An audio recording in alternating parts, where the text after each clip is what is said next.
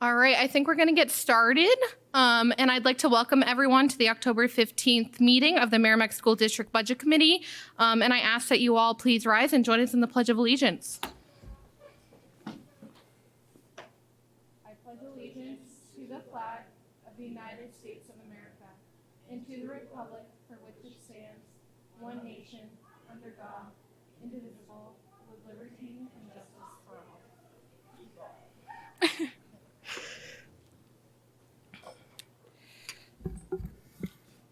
To start the meeting out tonight, we have a lot of new members this year, which I'm very excited about. And I would like to take the opportunity to go around and introduce ourselves. So I guess I'll start. My name is Mackenzie Murphy. I served as a vice chair of this budget committee last year. I've been on the budget committee now for 6 years. So I'm going on. I was just reelected to the next 3 years. And I'll hand it off to Anthony. I'm Anthony Santoriello. A little closer? Yeah. All right, thank you. I'm Anthony Santoriello. I have been serving on this committee for about 30 seconds. And I am looking forward to it. Father of two in the district, and that's it. Good evening. My name is Shannon Rand. I have lived in this community for 47 years. I have girls that have grown up into the district, and I have a senior. And this is my first 30 seconds of the board meeting, so thank you.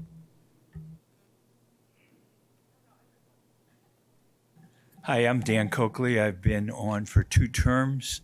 I have 2 grandchildren in the district, and I've been a Merrimack resident for 48 years. Hello, I'm Jennifer McCormick. I have lived in Merrimack for 18 years, and I have 2 boys in the system, 9th grade and 7th grade. And this is my 2nd year, I think, on the committee, and I'm thrilled to be back. I'm Naomi Halter. I'm the school board representative for the budget committee. I've been on the school board 2 years. This is my 3rd year. Then it's also my 3rd year as the budget committee liaison. I have 2 kids in the Merrimack School District, a 8th grader and a 3rd grader at Thorntons Ferry. Hi, I'm Marie Berry, and I'm a 40-year resident of Merrimack. I have 2 kids and a niece that graduated from Merrimack High School. And I myself taught here for about 25 years and did lunch duty many, many times in this very same cafeteria. It's nice to see everyone tonight. Thank you. Good evening, everyone. My name is Gina Groff. I have been a member of the Budget Committee for about 3 years, I think, 3 or 4 years. Happy to be back. I have 3 little girls, 2nd, 4th, and 5th. So we are now no longer just Thorntons Ferry. We've expanded to upper elementary, so very excited to be back and excited to get to know a relatively new board. Welcome, everyone. Hi, my name is Caitlin Bernier. I have lived here for about 34 years, leaving for college and such, and I probably made Marie's life harder at lunch duty in my years here. And I right now have a 4th grade son and a 6th grade daughter here. Hi, I'm Rachel Papke. I have lived in Merrimack for about 15 years. I have 2 boys in the district, and I believe this is my 3rd year serving. Hi, my name's Brian Trant. I am obviously new to the board as well. I'm a 25-year resident, and I have a 6-year-old, 6th grader and a nephew in high school. And I'm looking forward to working with everybody. Thank you. Thank you so much, everyone. And Bill and Matt, I don't know, and Amy, if you all want to introduce yourselves.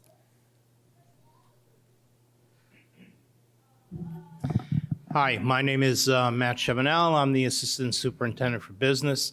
I have worked for Merrimack School District for 24 years. Before that, I worked 2 years in Jaffrey Ringe Cooperative School District at the same position. And before that, I worked 8 years as the finance director for the town of Hooksett on the municipal side. So I have both municipal and school experience. Thank you. And Bill Olson, my real first name is Everett, but no one calls me Everett. I have the nickname for life of Bill, so please call me Bill. This is my 55th year in education. I spent 16 years in Lowell, finishing off as assistant superintendent there in the mid-1980s. And then I spent 35 years in the Westford Public Schools in Westford, Mass., 16 of those as the superintendent. And this is my 4th year in Merrimack, and it's a wonderful town, and thoroughly enjoy working with Matt and Amy and others and all of you.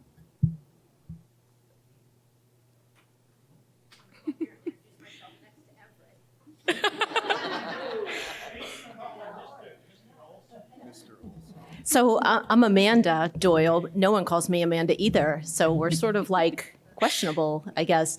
Most people call me Amy. This is my 3rd year here in the district and my 28th year in public education in New Hampshire. Prior to coming here, I was a building principal in Hopkinton. And then prior to that, I was a math teacher in Bow.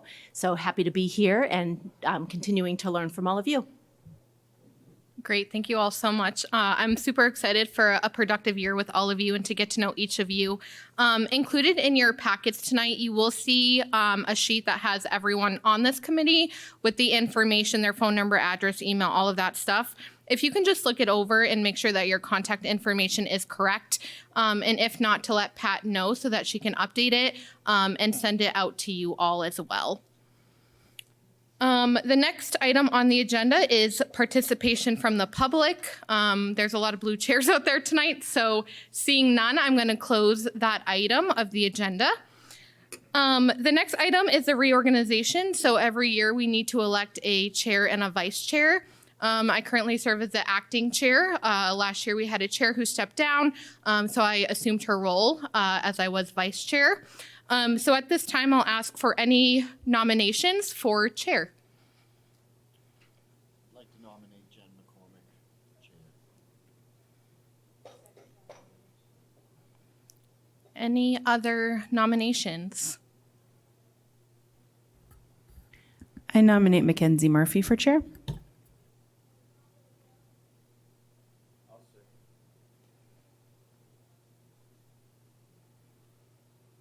And at this point, if there are no other nominations, at this time we'll take a roll call vote since there's more than one person that has been put up for chair.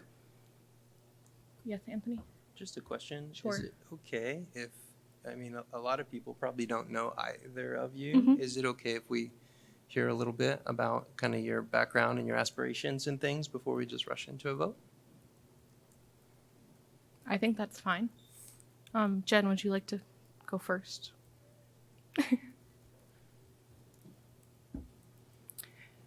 I already introduced myself, but I'm thrilled to be nominated. Thank you for nominating and for seconding. I really think that this committee has an opportunity to do a lot of good, and I appreciate the opportunity to potentially lead the committee this year. I myself have a background in finance and in HR, so certainly bringing a financial background and understanding of budgets and planning is important, but also from an HR perspective, I really think it's important to listen to one another and to work collaboratively as a group. And so, I would look for this committee to continue to function in a way that is efficient and beneficial to both the district and to the community. And I hope that whomever is chosen as chair will lead us in that effort this season. Thank you. Thank you, Jen. My name is Mackenzie, as I talked about. I've been on the budget committee for 6 years. And on top of this experience, I also serve on the board of trustees for all of our four-year state colleges, where I sit on the audit as well as the educational excellence. And as part of that, we also attend the financial affairs as well as the investments committee meetings. And on top of that, I also work in higher education, where I've worked at the National Community College for about 6 years now. And I actually help to oversee admissions at the college, and I'm in charge of the departmental budget at our college. So I think throughout the years, all of that experience has certainly added up. And throughout my time on this committee, I have served as a chair of a lot of the liaison teams for the high school, for the upper elementary, as well as for the special education department. So I feel like I bring a wealth of experience. I also serve on the town council here in Merrimack. And on top of that, I'm involved in several other boards in town. I grew up in the Merrimack school system. I've lived here my whole entire life. And I'm passionate about the field of education. I'm just about to get my master's in higher education administration and go on to get my doctorate.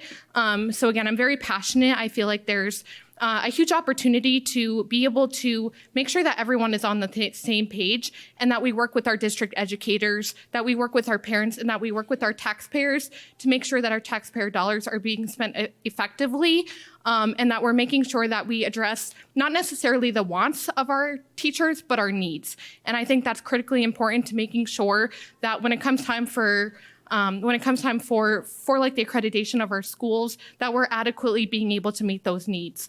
And that's going to be important to making sure that our schools stay in the rankings, to make sure we get those test scores. And the only way to do that is to ensure that we have the adequate resources in place to do that. So that's a little bit about my background. I have an associate's degree in education and hold 2 bachelors. One of my bachelors is in psych and the other one is in the business management. So that's a little bit about me.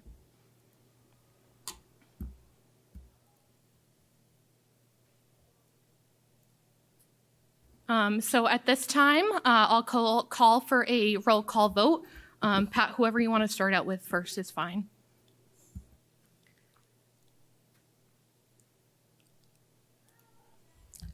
Rachel Papke.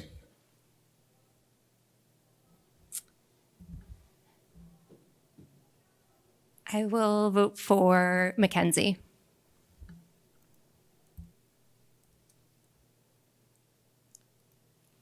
Dan Coakley. Abstain.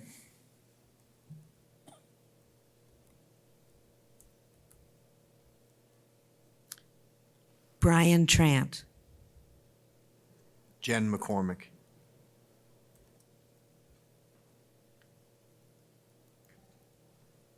Gina Groff. Thank you both for putting forth your names tonight and being nominated. Great choices. I'm going to go with Mackenzie.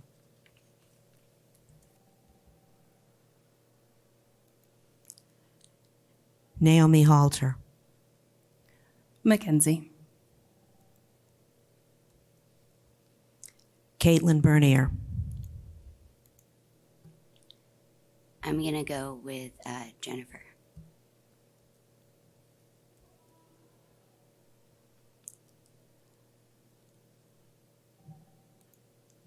Mackenzie Murphy. And I'll abstain.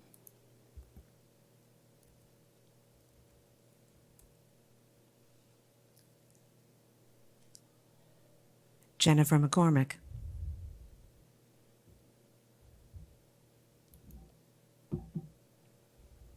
I learned this lesson in student council once. Always vote for yourself. I'll vote for myself. Marie Berry. Jennifer McCormick. Lee French. Mackenzie Murphy.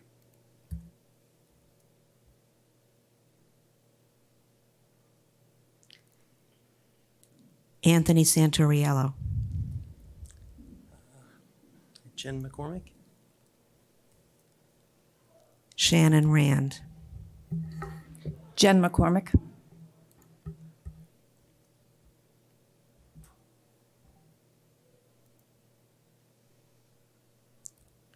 I have 6 for Jennifer, 3 for Mackenzie, and 2 abstentions.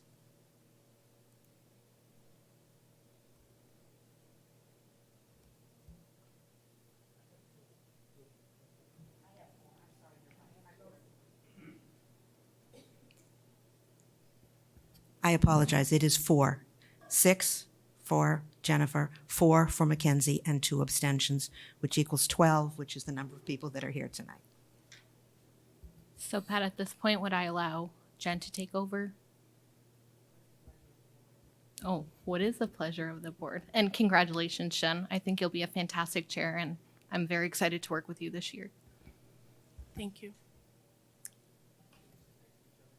Yeah, I think that's probably a good plan. Thank you, Matt. Oh, okay. Thank you, Bill.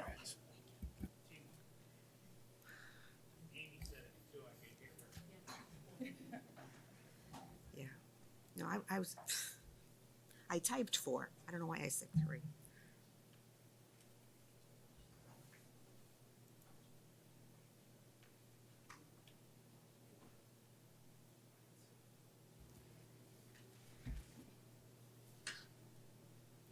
Vice Chair.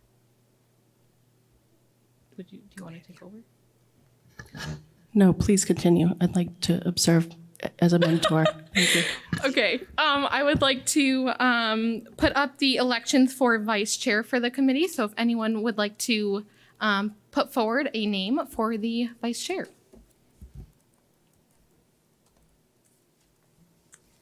I would like to nominate Lee for vice chair. You're welcome. I'll second. And that was Rachel, wasn't it? I would like to nominate Mackenzie. And I'll second it. And who seconded that? Who was the second? Shannon, thank you. Any other nominations for vice chair? Seeing none, Pat, if you would like to do the roll. Let me get back to the right page. And that is.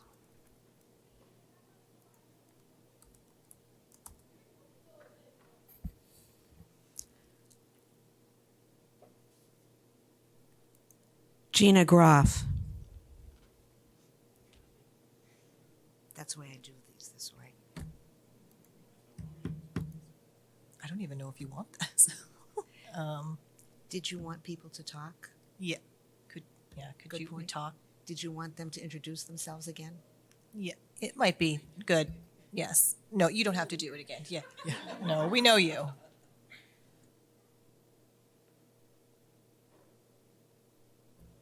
Well, this is a little bit of a surprise, and I'm obviously not prepared.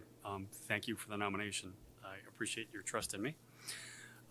My name is Lee French, to those of you that don't know me. I've been on the board for, this will be my 7th year now. I've been working closely with Mackenzie and Chuck and our previous president, our chair. I have 3 little girls in the Merrimack Public School System, and that's what brought me initially to the School Budget Committee. In that time, I've tried to represent what I think is the most fair and appropriate policies and actions for this committee. I'll just leave it there. Thank you.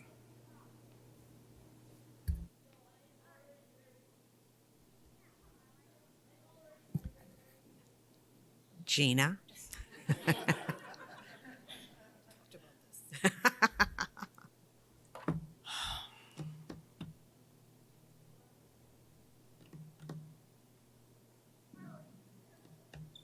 It's a really hard one.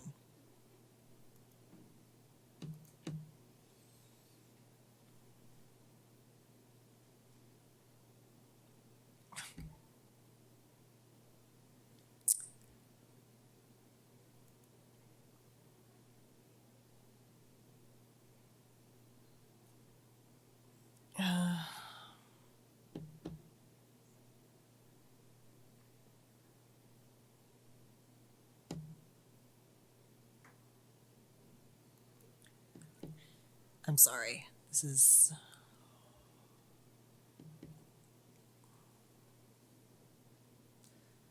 Lee.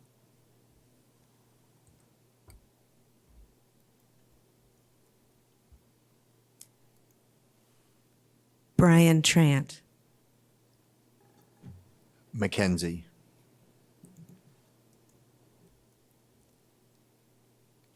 Dan Coakley.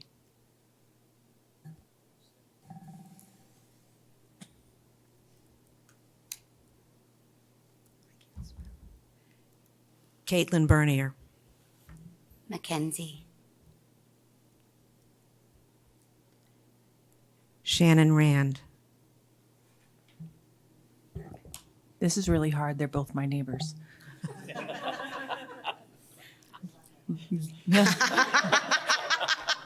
I can see it now.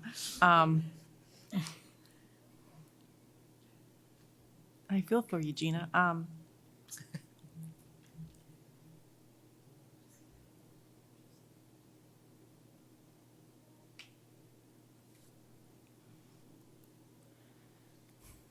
Mackenzie. Sorry. Whoa. Jeez. Break the equipment. Jennifer McCormick. Mackenzie.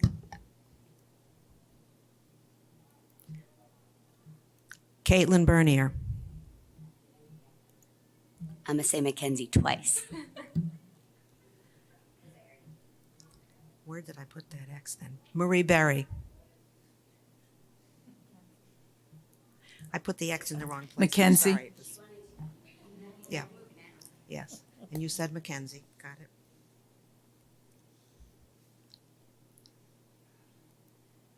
All right. Anthony Santoriello. Mackenzie.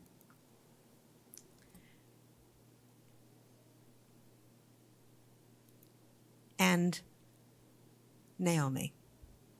Mackenzie. And I'll abstain, Pat, since you didn't call me. I'm not there yet. I'm not Oh, there okay. yet. I haven't Sorry, called sorry. I haven't called Rachel either. Oh, my bad. So we'll get you while you're there. Mackenzie. I'll abstain.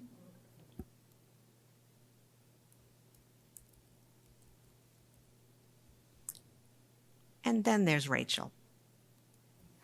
I think you both will do great, but I will vote for Lee. You vote for, excuse me? Lee. Lee, thank you. I didn't hear that. And I'm going to let you tell me what the score is. What? You didn't get to vote, Lee? No, actually, that's because I put you, it's, yeah, Lee, Lee hasn't, you're right, Lee hasn't voted. I will also abstain. Thank you.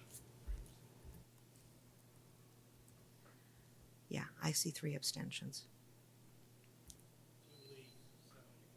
Yeah, that's what I have. 1, 2.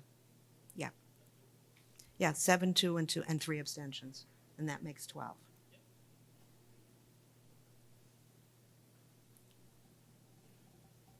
That's it.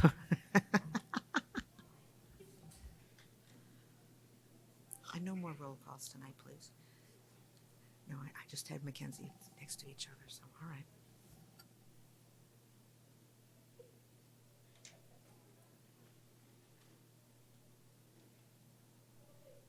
Great.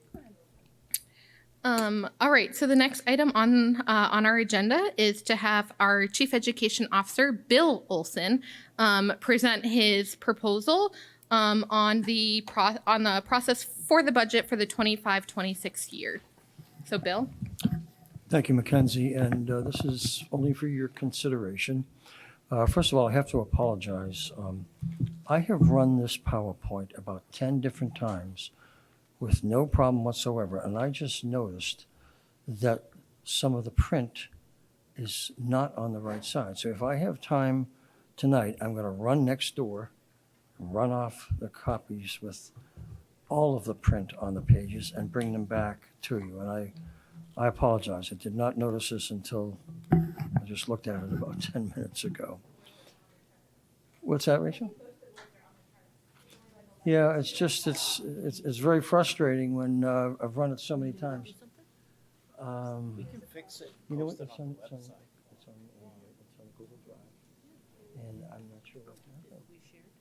Yes, yes. Is that, It's not in color. that's okay. Yes, that's correct one. Yep. I'll go make some. Thank you, Amy. I'm sorry for the delay. Bill, we were just talking. We don't think you need to reprint it, especially for all of us. I think there aren't that many words, and we can probably walk through Okay. anything that we're missing. So. All right, Amy, thank you anyways, and thank you. And Merrimack without a K Yeah, we is all still read a it. proper spelling. Thanks, Bill. Well, I've reviewed our preliminary budget presentation to the school board, with the school board, and they have endorsed this. What I'm looking to do is this year have the central office administration of Matt, Amy, and myself present our budget request, the administrator's budget request, to the school board. In the past, the individual principals and site budget managers and program budget managers have made their presentation. But we'd like to make a little bit more comprehensive presentation to give the school board a more succinct overview. We want to bring in some benchmarking data, some indices, talk about class size, enrollment, talk about building capacities, not to a great extent, because we should be okay with building capacities, facilities, upkeep, staffing ratios, just put together in a very comprehensive PowerPoint presentation a pre-K through 12 picture of the Merrimack School District. Now, that does not exclude the principals, assistant principals, and other budget managers. After Matt and Amy and I present the administration's budget request to the school board, at the following probably 2 meetings, the principals and budget managers will certainly be present before the school board to answer whatever questions, to talk to the school board about any nuances to the budget request this year, anything that has changed in their building. So they will still certainly be very much involved in presenting their budget request that has come into us. Right now, and we will begin, in fact, tomorrow, or Thursday, excuse me, we will begin meeting with the principals and assistant principals. We have meetings scheduled with all of the elementary principals, the middle school principal, high school administration, technology director, our food service director, our maintenance director, Tom Tuso, to begin to talk about what their priorities are, what they have observed, what their teachers have observed. So over the next 2 weeks, we will be conducting all of those meetings. Those meetings will be attended by Matt and Amy and myself, along with our special ed director, and Melissa Faslick, who is our HR director, and Jason Pelletier, who is our technology director. We want to cover as many topics as possible. I want to talk about the current and emerging needs that the administrators see, and I'll talk a little bit more about that in a moment. We'll talk about all of the programs and services that operate in the school district. What do our literacy and math scores look like? What do our science scores look like at every respective level? What are the improvements that we have made over the last several years to the curriculum?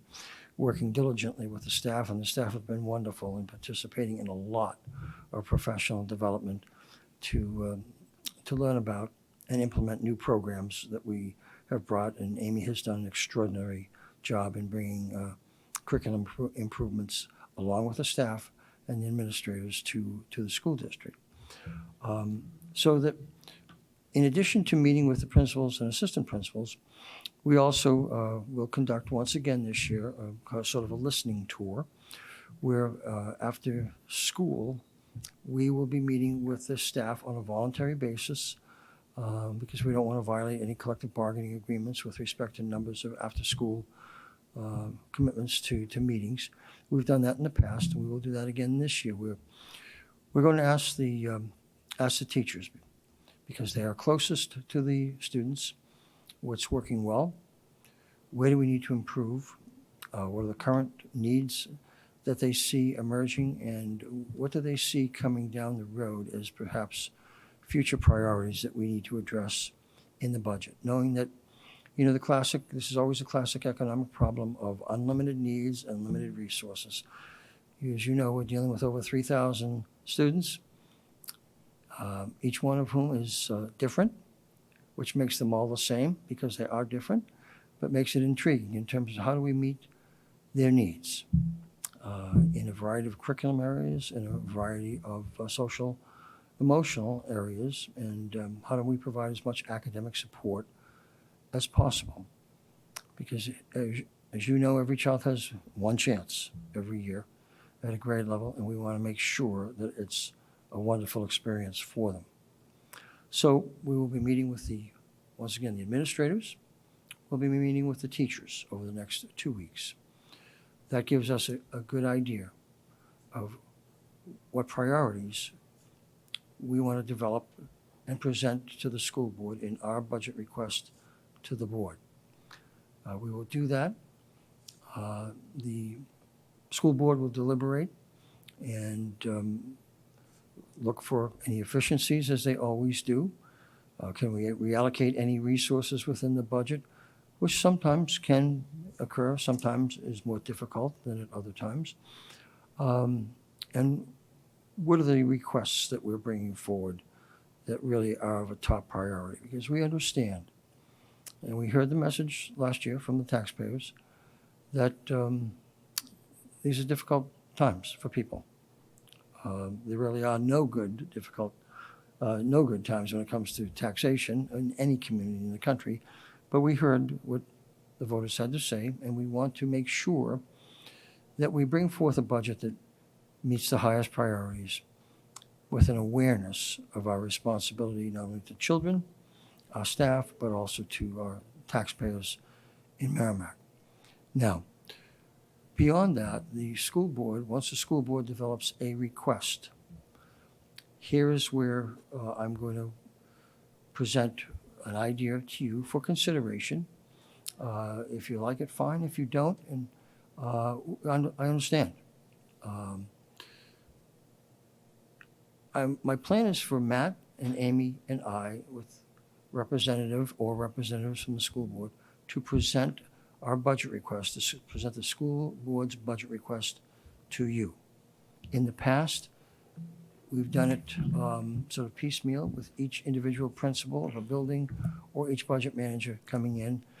That's been fine. But I'm not sure that you get the whole picture and develop an idea pre-K through 12, where we are and where we need to go. And that's what we're trying to accomplish. We'd like you to know as much as possible. So that my proposal to you would be that the three of us, along with the school board, would do the budget presentation to you. In subsequent meetings, whether that's 1 meeting, 2 meetings, or 3 meetings, you determine it, the principals, the building administrators, and the budget managers would be here to answer whatever questions that you have. My suggestion, which is probably the suggestion that deviates the most from what has happened in the past, is that we forego the liaison meetings with some of you meeting with individual administrators purely for a time-saving reason. That sometimes it gets a little bit difficult for people to schedule meetings, and I think we can be more concise and accomplish the same thing if the three of us present the school board's budget request to you with members of the budget, of the school board. And then you have an opportunity to have the principals, assistant principals, and other budget managers here to answer your questions in subsequent meetings.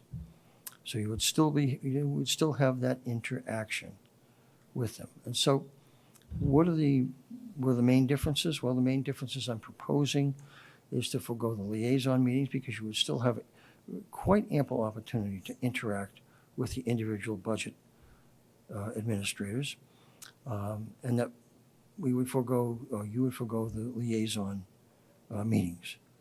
It is entirely up to you, and we will live with whatever your decisions are.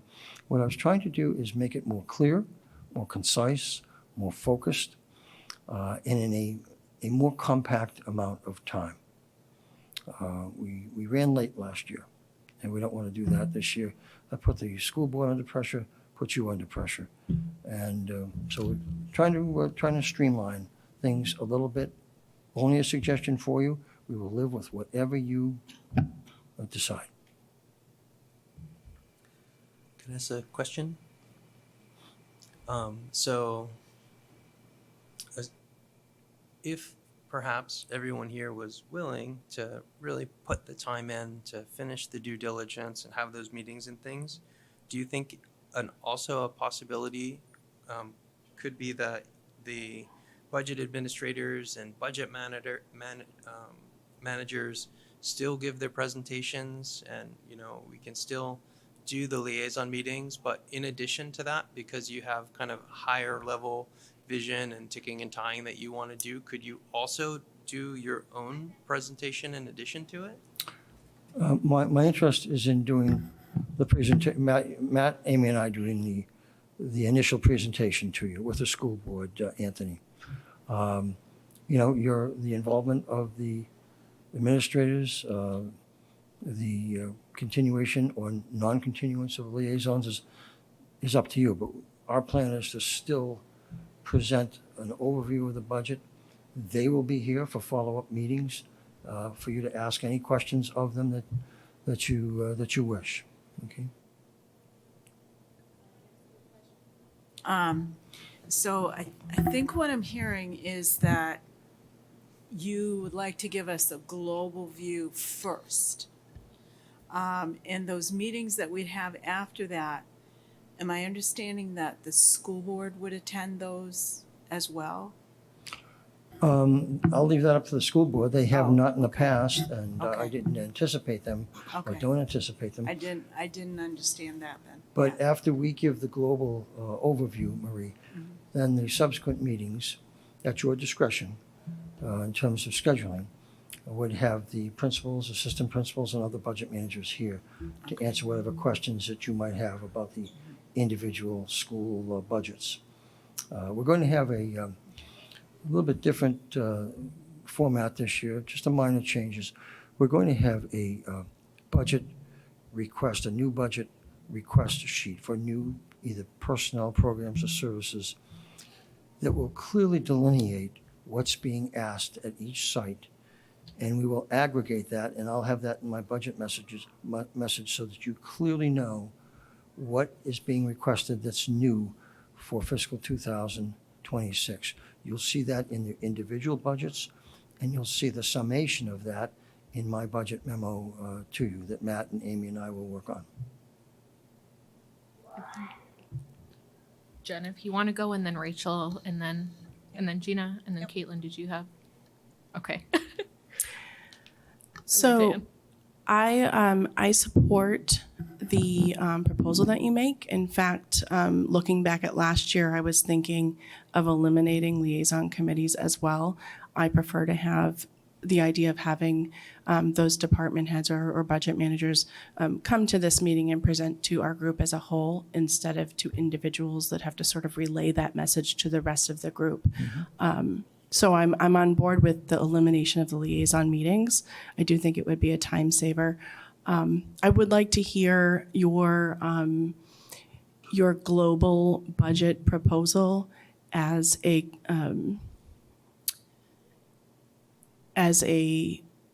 partnership or collaboration with the school board, and have that be delivered to us so that we understand that you and the school board are already aligned on many of the points, so that we don't need to necessarily wonder or question whether that alignment exists. I think it's a good idea to present it globally for that reason. I still would like those department heads to attend this meeting, give us an opportunity to ask our questions specifically about their departments. But I support the proponents of your proposal, which is to eliminate the liaison meetings and to have you present a unified budget proposal to us, and then just give us the opportunity to dig in a little bit with those department heads. Okay, and Jen, we'll certainly work along with you and Mackenzie in terms of as we get a little bit closer to that, a little bit more detailed schedule. We want you to feel comfortable with it, all right? I'm not looking to bring any deviation of the process that would make you feel uncomfortable and uninformed. I think the proposal I'm making will try and give you a better picture from pre-K through 12, what we are doing, where we are, where we need to go, and why.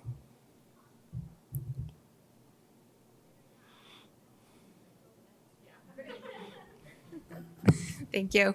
I guess maybe two things now that I've heard a couple other answers. The first one is, have you thought through the timeline of this? I am definitely hearing, the recommendation to not have liaison meetings. I wholeheartedly agree with, just because, Jen, I had that same thought. We did the liaison meetings.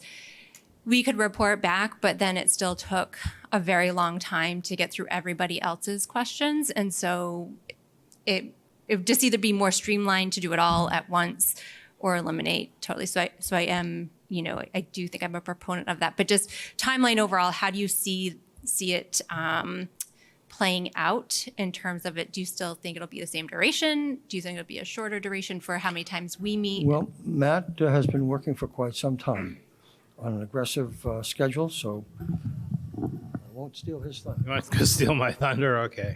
We want to give you a Christmas present. We want to give you a budget that's voted on, approved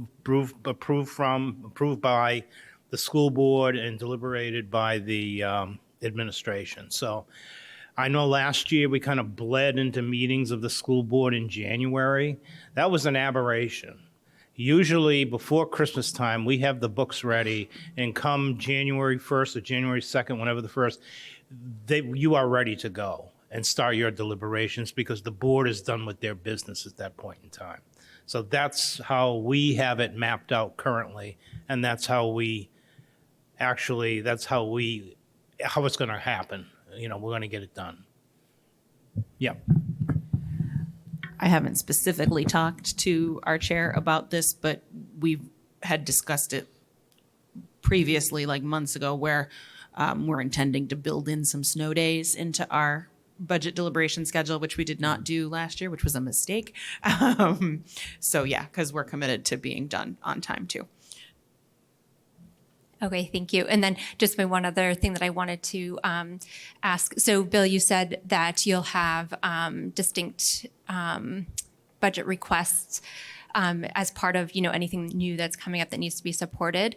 I would also maybe recommend or consider doing the same for anything that you are proposing to either, I'll say cut, but in terms of cut, I mean whether it's replacement because you found something new and better, or it's just something that isn't needed anymore. I think that would also be something that would be helpful in the overall. Yes, and thank you for mentioning that, because I failed to mention that. We will clearly articulate to you any reallocation of existing dollars within the budget to a higher priority item or something that we are going, to reduce in some way, shape, or form, because that's important for you to know.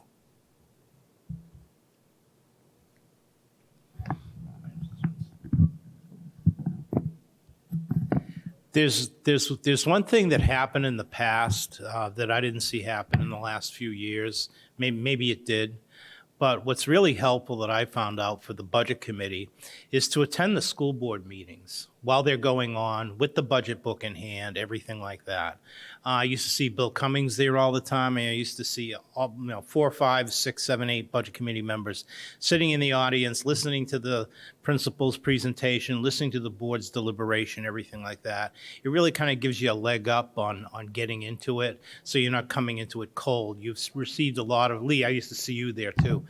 I used to just kind of get a good background on it and get a leg up on things. And it's very helpful if, I'm not saying you have to, but it is a helpful practice to go ahead and attend those meetings to see, as Andy Schneider used to say, the sausage being made, right in front of everybody. So thank you. If I can, because you're talking about the budget schedule, last year we didn't get a schedule of when the meetings were because everything was so confused. But yes, I send a schedule as soon as I get the agenda from the school board as to when Because years ago, the budget committee, the school board used to meet some nights for the budget and some nights for administration stuff. So they had 2 meetings a week. And then this budget committee could go to budget meetings because that's what they were all about. When it's buried in, it depends on what happens with the agenda. And last year they did have some issues, so it just didn't happen. On the other hand, in the past, the budget committee has had 2 hearings where we split the budget. So the principals come one time, or the department heads or whatever, and then the next meeting, the principals come one time. Then we have a budget committee work session where you decide if you're going to make any cuts or not. We also have to discuss warrant articles, whether you're going to recommend them or not. That's usually done during the work session. And then we have a required public hearing. So no matter how you look at it, it's 4 meetings minimum that we've had. If the school board does not get the budget recommendation that they're going to make to us until the middle of January, which is what's happened over the last few years, then you got 2 weeks in January and 2 weeks in February to meet the statutory requirements. So when you're looking at the schedule, that's what the schedule is, and that's why it's set up that way. And I'm going to hand the mic to Kate and then Dan, unless Bill, you want to respond. Oh, sorry. Just a question. I mean, I completely agree that to be respectful of everybody's schedules, maybe eliminating the liaison meetings are necessary. I personally enjoyed them. I think it gives the administrators a chance to speak freely, especially when we had circumstances last year where, it came down to, your wish list, what's most important, what's not. And, having already spoken to them, some of them, I knew what their preferences were, but, I do understand in consideration of everyone's time. Something I may ask the board to consider is, even in those liaison meetings with just a few of us, it still took 2 hours. And then even when we had these meetings from everybody else, it still took a long time. Could we maybe do a blend of that where we don't have the liaison meetings, but maybe have point people here to collect questions from the board, from the budget committee? Because I think it would be good if we could send questions ahead of time, because then they would have a chance to answer, or else I feel like you're going to hear a lot of, I don't know, I'm going to have to get back to you. I don't know, I'm going to have to get back to you, which is not a good use of anyone's time. No one wants to sit there and not have the answer, or, not have a general idea of, what we're going to ask. So maybe as part of amending the process, we could send them questions they could answer ahead of time so we could consider them. Gina, thank you. May I just respond for a minute? Thank you for mentioning that, because I had not mentioned that. We're going to ask the school board, and we're going to ask you to submit those questions in advance so that we can have written answers, so that you can clearly understand what the implications of an addition or a reduction would be. If we reduce something, Rachel, to your point, one of the things we want to do is give you a full explanation of why, which sometimes you haven't had in the past. And I think it's important because if we reduce something, sometimes that's a result of that program or service not really providing, I think, Jen, you mentioned the term last year, return on investment, that is necessary. There's where we represent both students, we represent the staff, but we also represent the taxpayers. And if we think there's a better use, more productive use in terms of the growth and development of a student, we're going to recommend that to you, and that's where we're going to explain any reduction that we might be proposing. But Gina, you're right on with the fact that let's make it a sort of a standard operating procedure that the school board and the budget committee will submit questions in advance so that we can give you comprehensive answers. The only other question I had was, along with, the why and how you are going to provide, for example, if you're going to get rid of the gifted and talented, a phase down program, how you're going to do that. So things like that will be presented as well, correct? Mm-hmm. That's correct. Okay. And I think that will give, because the public does come out, for those type of discussions. So I think the more information that you can have, and if we'll have that information ahead of time, I think more informed decisions can be made by not only the public, but by, myself and the Mhm. budget committee as well. So Yeah, absolutely agree. We want you to have as much of the picture as possible. So I just wanted to clarify. So you said you wanted to forego the liaison meetings and the departments and principals having their presentation with us? That's right. So it would only just be you guys? That's right. We would make the presentation, but they would be available in a follow-up meeting or meetings, depending upon what your desire is, to ask them questions or make any comments that they would like to make at that time. Okay. All right. All right, thank you. Just as a comment on that.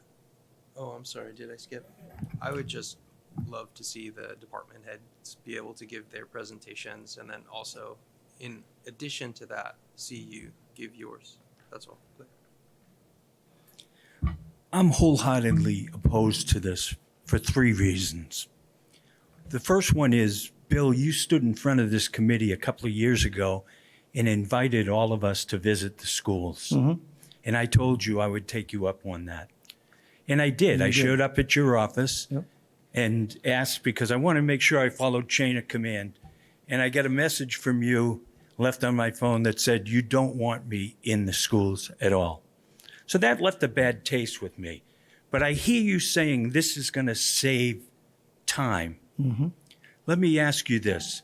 All of a sudden, you're going from 2 to 3 people visiting with these people to 12, 13 around this, and every single one of them will have questions. How do you see that saving time? I don't know that it will. But the bigger issue is who in this room really believes that the principals and the department heads will freely give their information on a publicly recorded meeting with their bosses sitting in the room. I got to tell you, I don't believe that'll happen. And in meeting with them in small groups, I've had them say, well, I really shouldn't say this, but, and everything after the but is important to what we're trying to do. So I'm saying, no. Let's stick with that, get them in there and go with that. And those are my 3 issues. Thank you. Dan, may I just respond? And I apologize, but I don't remember saying to anyone to not go into the schools. I just don't.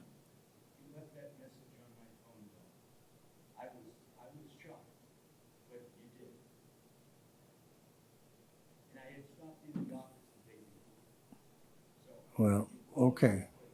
Just.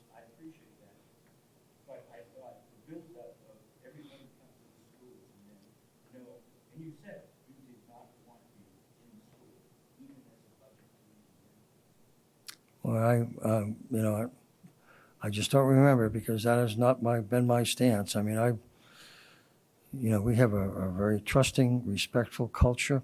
To your point about whether or not the principals and budget managers will be open, I expect them to be open and honest because that's the type of culture we've tried to develop here is one of respect and one of trust, one of confidence, one of collaboration.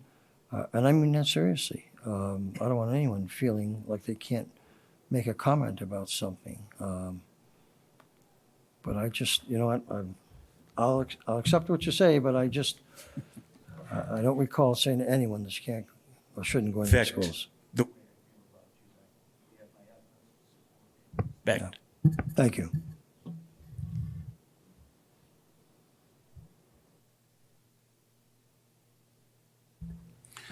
Billy, I applaud your attempt to expedite our process. I think we can all agree, looking back on last year, it was a disaster. And I think many of us left here last year thinking our entire sessions were wasted. I think there's a lack of communication directly from the school board to us.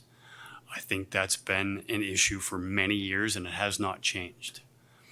And that's just my own personal view. This is what I've seen. I think it would be, I think we'd lose a piece of some of the deeper dive that we get into with these liaison meetings. I think we divide and conquer fairly well. We break up into small groups, and we really get into the nitty-gritty. I applaud the global, overall, high-level picture that you're trying to provide us. I think that's very welcome. But I think we lose a piece by not having these meetings with the individual department heads and really going through the budget line by line, if necessary, with them. I think when we report back here to the committee with those questions, I think it's a fairly quick process. And sometimes it does get dragged out a little bit, I'll admit. But I think maybe that's something we can work on ourselves within the budget committee as to how we do these individual meetings. But what I haven't heard, respectfully, is that how are we going to replace that information getting to us? You know, again, we kind of divide and conquer, right? We go into these meetings, we bring that information back, and it allows all of us to get the information kind of succinctly without having to each go through that budget book. What I haven't heard from you is how we're going to replace that, right? The global picture is going to give us some information, but how are we going to get down to the nitty-gritty of the line item per line item within this committee if we don't break down into those liaison meetings? Well, there's where, and I certainly understand your question and respect it. It may not be the same. There's where those questions in advance, you know, if you wanted to assign individuals, Jen, assign individuals to review individual school budgets in terms of any line item questions, submit those to us, as we've talked about, in advance, and they will be answered, and the administrators will be here to provide more enhancement to you based on their site perspective. So, you know, it would be different. There's no question about it. But that would not preclude you from reviewing the budget carefully, asking any questions about any particular budget line or lines, and receiving the answers from Matt, Amy, myself, and the administrators, the building administrators and site personnel. I'd like to suggest something similar, Bill, along those lines, is that if we decide to adopt Bill's recommendation, that we break down into smaller groups ourselves and take a piece of the budget rather than trying to wholeheartedly as a group look through the whole budget. So we don't almost do our own internal liaison, if you would. That might make it a quicker process for us to take bit by bit instead of all of us trying to get through that whole book line by line. I think that's a very sound suggestion. You can't possibly go through. No. Matt, I think, what do we have, a couple of thousand lines in the budget? Couple thousand, It's an impossible task. Right. And, They're not neat classes years ago, so. and if you do break it down, I think it will be much more effective. One more question before we go. There's, if I recall correctly, Matt, in the past, there has typically been about a $3 million overage on the budget, historically. What I'm hearing from the community is that they'd like to save some of that money. They'd like to reduce the budget somehow. Now, I'm all in favor of leaving a little bit extra in the budget because I think it's smart and fiscally responsible to take some of that and put it aside each year like we've been talking about the past few years. But what I'd like to hear from you guys is when you do this presentation, what cuts might be made in some of these areas to reduce that from a $3 million overage to maybe something a little less. Well, during the COVID period where we were budgeting for full staff and we didn't have anything close to full staff, there was probably $7 to $8 million surplus in that budget. Historically, it's been about because $3 million each year. Historically, when our budget was around maybe $20 million less a decade ago, we ran around 2 to 3 million. Last year, we were around 6.2 million. The year before, we were around 8 million, so we brought it down another $2 million. And this year, when I do my year end, it's going to be around 3.6 million. So it has been brought down. As I kind of predicted last year, that was the goal, to kind of feather that down. So it has gone back to, with a much larger budget, percentage-wise, it has gotten much less compared to pre-COVID era funds. And to have a surplus at the end of the year, it does a couple of things for you. We have to put our audit reports, we have to submit them to Moody's, S&P, everything like that. That affects our bond rating. If we show that we have a consistent surplus, that's an indication that we can pay our bills. If we run it into the red, which is illegal, you can't do that. You have to come up with a deficit appropriation. The voters have to vote on it. Or we're at zero. That shows that we have the tendency not to be able to meet the expectations of any unforeseen circumstances or to pay our bills in a timely fashion, namely the bond payment bill when we had the middle school. And if you miss a bond payment, the fine isn't just, a couple of $1,000. It's a couple of $100,000 if you miss a bond payment. So that's why a comfortable surplus for us to have at the end of the year is around the $3 million range. And what that does is it goes back to reduce taxes. Now we have the ability to retain some surplus. Last year we did 500,000 in case of emergency or in case of any other expenditures that we had. If you recall, there was a public hearing in order to purchase the Wit and Wisdom reading program, right, Amy? Yeah, I just want to make sure it wasn't math. I get confused. Reading, she knows what I'm talking about. I don't know what I'm talking about.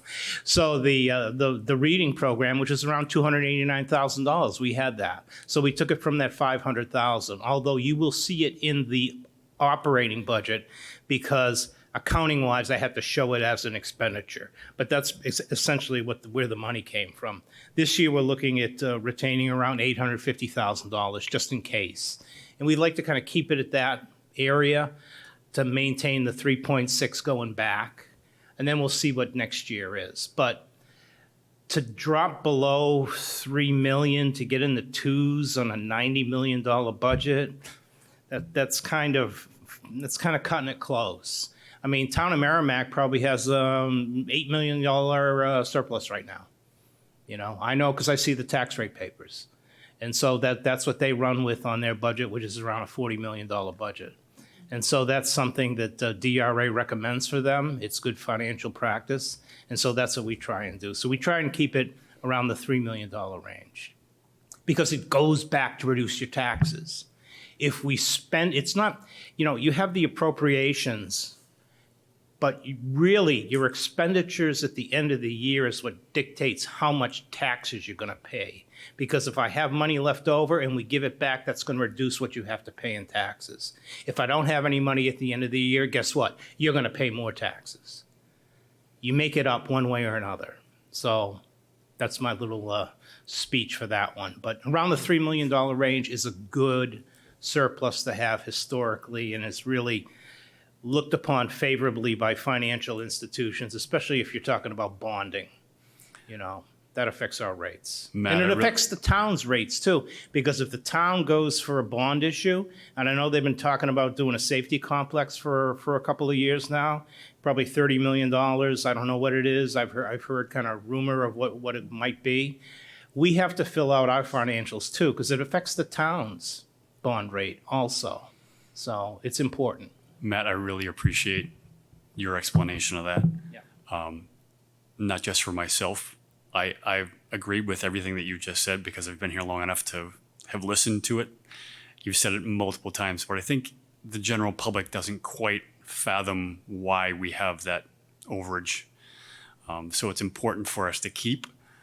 But at the same time, I hear frequently, well, why do we always have that extra? Why? It goes Why? back Yes, to I the agree. taxpayers to reduce what you're paying. I hope in they're taxes. listening. That's all I'm saying. Thank It's you, Matt. not like we're taking it and we're hoarding it and putting it aside. It goes back to reduce the school portion of the tax rate. Thank you. I'll shift back off of surplus, but because Lee brought up last year, I am just trying to think outside the box a little bit in maybe presentation mode, whether we go into smaller liaison groups or go back to what we did. I think something that might be helpful would be, because I think big picture, right? The majority of this budget is from our staff, like it's salaries, it's benefits, it's stuff we can't affect. And then seeing everything we did last year, and then it went, eventually the voters spoke and it went to the default budget. I think maybe it would be helpful if in this year, so Matt, I always know that you put in the one slip of paper in the back that's what the default budget is, right? It'll lay out what the default budget is. But in the binders, I don't know if there's a way to denote, this will be part of the default budget, this will not. Because sometimes I feel like we can get hung up on something that is $1,000 and we spend 2 hours on, not that it's not important, but again, if we're just trying to streamline and think about how to talk about things differently, maybe we need to think about, default versus not and what. Yeah, but by the time the budget, I'm working on the default budget now. So by the time the budget books are produced for the school board, you will know what the default budget is, and you will know what the explanation is. It's essentially last year's budget, which is the default budget, plus any contractual obligations. If there was a teacher contract, I have to put that in there. If there was new bonded debt, I have to put that in there. If there was a reduction in bonded debt, I'd have to put there. If there was a special warrant article for a roof, which we had for $797,000 for James Mastercola Upper Elementary School, I take that out. And that's not included in the default budget. So I will give you that full explanation. And there is an official Department of Revenue form that I fill out that's posted with the warrant that shows you category by category. It's around 3 pages, exactly how the default budget is calculated. And if you don't like that, I've got the 1,000 line items that I use to calculate the default budget, because that's how it all trees together. Yeah, and I know you do. I'm just wondering if there's a way to help guide conversations or absolutely, focus areas maybe is a better way to try and have some of these discussions. Yeah. Versus just sometimes going line item by line item and getting hung up on things that's the key. Do you want to talk about paper clips and you want to get hung up on line items all the time, or do you want to talk conceptually what we're going to do in this budget and what it represents to bring this district forward, both in an academic way, in an arts way, in a sports way, and everything like that, and every nook and cranny of this district.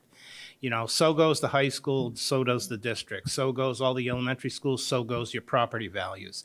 The school district is integral to the health and wealth of the town. You have a school district that is not pulling its weight, you have property values that decline. And everybody wants to protect your investment. And so we want to put things in there and give you the information to bring us forward and to elevate us. And it's not an overnight process. It's a 5 to 10 year process before putting in curriculum and programs and supports for kids and seeing those results. So sometimes you gotta steer the course. You can't take a big cruise ship like the school district budget and jerk that wheel all over the place, because guess what? It's gonna sink like the Titanic.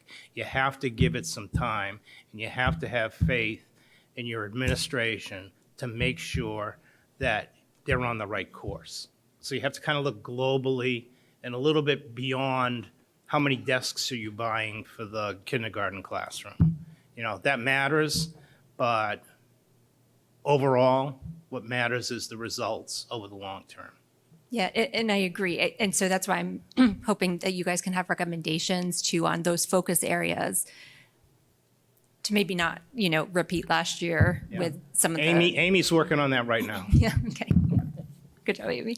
Yeah, Thank you. I agree with that, because if I knew, and for some who are, I'm sorry, Marie, you had your hand raised. No, who looking at this thing is this big. It's very intimidating. And if you knew the categories where it doesn't matter what, you can ask the question, they're just going to say there's nothing we can do about that. Then you don't even have, it's a time save. It really is. I wish I had known that when I started, so that would be wonderful. Yes, thank you. Sorry. As a newbie on the committee, I feel like we're going to be voting on this soon, if we're going to accept the proposal. But right now, I'm a little unsure as to how I would want to vote.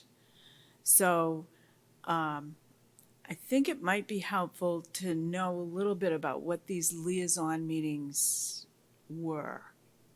Like, one of us would be assigned to a school or some departments in a school, and we would go to that school and sit down and meet with those people and just ask them to explain their budget and why they need certain things. Yeah, that's correct, and I think Okay. some of the committee members could certainly give you a Okay. better answer than I could. So if that is a fairly accurate picture, then we would come back to the body here and kind of advocate for them in a sense as to what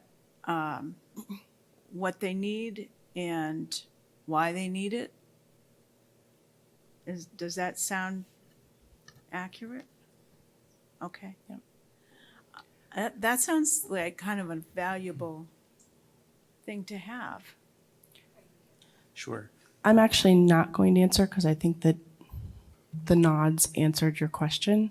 I want to make a proposal, but Rachel, I'd like to hear all the comments before I make the proposal. Which is And I was just going to say, so in thinking about last year, so just remember this committee, the purpose of this committee is to present an overall budget to the voters. And so that was something that I think process-wise last year, there was definitely differences of opinion on how to reach that overall number. And so I think that's where excuse me, a communication breakdown, happened. Frustrations came out. So I think knowing what that process is going to be this year might help better align. Because if we just come in and say, this group is going to take in all of the information, and then at our, one of the, I forget which one it is, but one of the meetings, we'll actually come up with a budget. If it's just a give and take, people put up numbers, that's different than last year's process where we went line item by line item and, tried to make adjustments there. So I think there's different ways to answer, what you're saying. But yes, essentially a liaison team went in, a group of 2 to 3 people, got to ask questions, interview, the administration team in that building or department, and just gather information.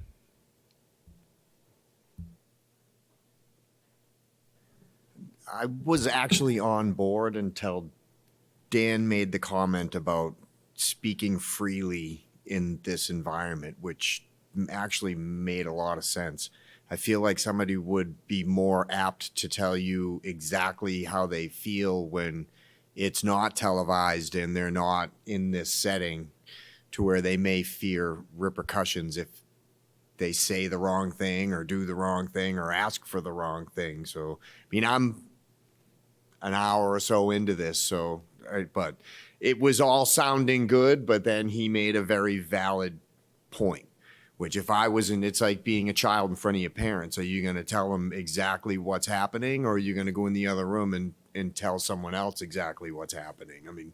It's the fear factor of the whole thing. But I don't know if anybody could shed some light on that, if there actually would be an issue with that. I guess my only response, Brian, is if we don't know exactly what's happening, then shame on us.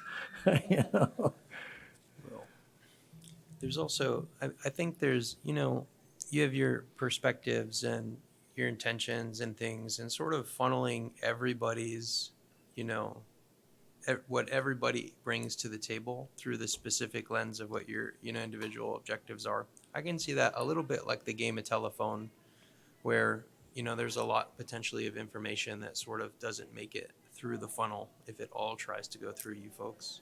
So I certainly would love to be able to talk and meet and know and hear and even ask the questions direct to the department heads and not necessarily have you guys be kind of the information choke that all of the information has to flow through.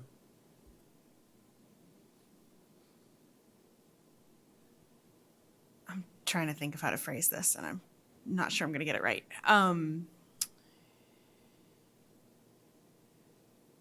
There's been a lot of frustration, I think, between the two bodies, the school board and the budget committee, that predates my being on the school board. And it definitely wasn't helped last year. But one of the things that I've noticed in the years of watching these meetings and participating in these meetings is there hasn't really been, I feel like, agreement over how the process should go.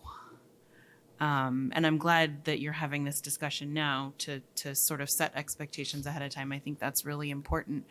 And I don't want to get it wrong, so I don't necessarily want to say it, but I was wondering if there's anyone who can like clarify on like per statute what the roles of the two different bodies are and how they are meant to interact. And I think that maybe could shed some light on the questions people are having. I guess my only question was, we're discussing whether or not we want to give up the liaison meetings. Has anyone asked the principals and the assistant principals and the budget managers what their feelings are? I'm not sure if they feel like it's an intrusion on their time, if they don't, or if they, if they like, it was us. And they really enjoyed it. Right. And they looked That's what forward to having the meetings. Yep. If you don't mind, Naomi, yes, I can give you some guidelines on RSA 32. RSA 32 says that the budget committee creates the budget. And there are actually communities in this state where the budget committee starts at 0 and builds a budget. The budget committee, and you can read 32 all the way through.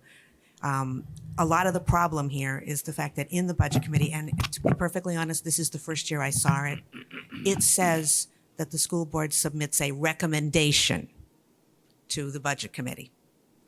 But the administration, there's a whole section about what the administration and the school board is supposed to do, but it's work with the budget committee. The budget committee leads the process here. The good news is that we don't, in this town, start at 0. They do the work. And the problem last year was not the budget committee. It was the problems that you guys had. And suddenly everything got dumped on the budget committee at the last minute, to be fair. And snow and the criminal scene, that screwed up on your schedule, and you mentioned that earlier. And we're going to fix all that this year. Yeah. But go. The job of the school board is to meet with the principals, directors, whatever, and to come up with a, let's call it a budget request. When you fill out the form MS-27 that is posted at the warrant at the deliberative session, there's 2 columns. One that says school board recommended and the other one that says budget committee recommended. Now, if there's no school board recommended, the Department of Revenue Administration is going to take that form and shove it right back at me and say, we can't set your tax rate because your form is not complete. So the school board has a duty and an obligation to provide a requested, recommended, whatever you want to call it. I know on the form it says recommended. I can see it. I've been doing them for 30 years. And so that's part of what the school board does. Last year, there was a problem with timing. That's not going to be a problem this year. If the school board has to vote, have to meet like 3 times a week or 4 times a week, they're going to do that to get that done, to get you that budget in time. I actually took that online workshop that told us all the different things, and it's the 32.5 is our part of it, but RSA 32.5 is our part, but it is a budget request. And then we have the budget proposal, which is what we present at the deliberative session to the community and to the voters. And then once the deliberative session gets it, then it's their budget. You make the presentation to the deliberative session, then it gets handed over to them. And then they can modify it, they can amend it, they could bring it down to 0 if they want to. The only thing they can't do, or you can't do, is to touch the default budget. They can't amend the default budget at the deliberative session, and you guys can't amend it either. That's a school board document. In order for you guys to get control of the default budget, you have to pass a warrant article on the ballot.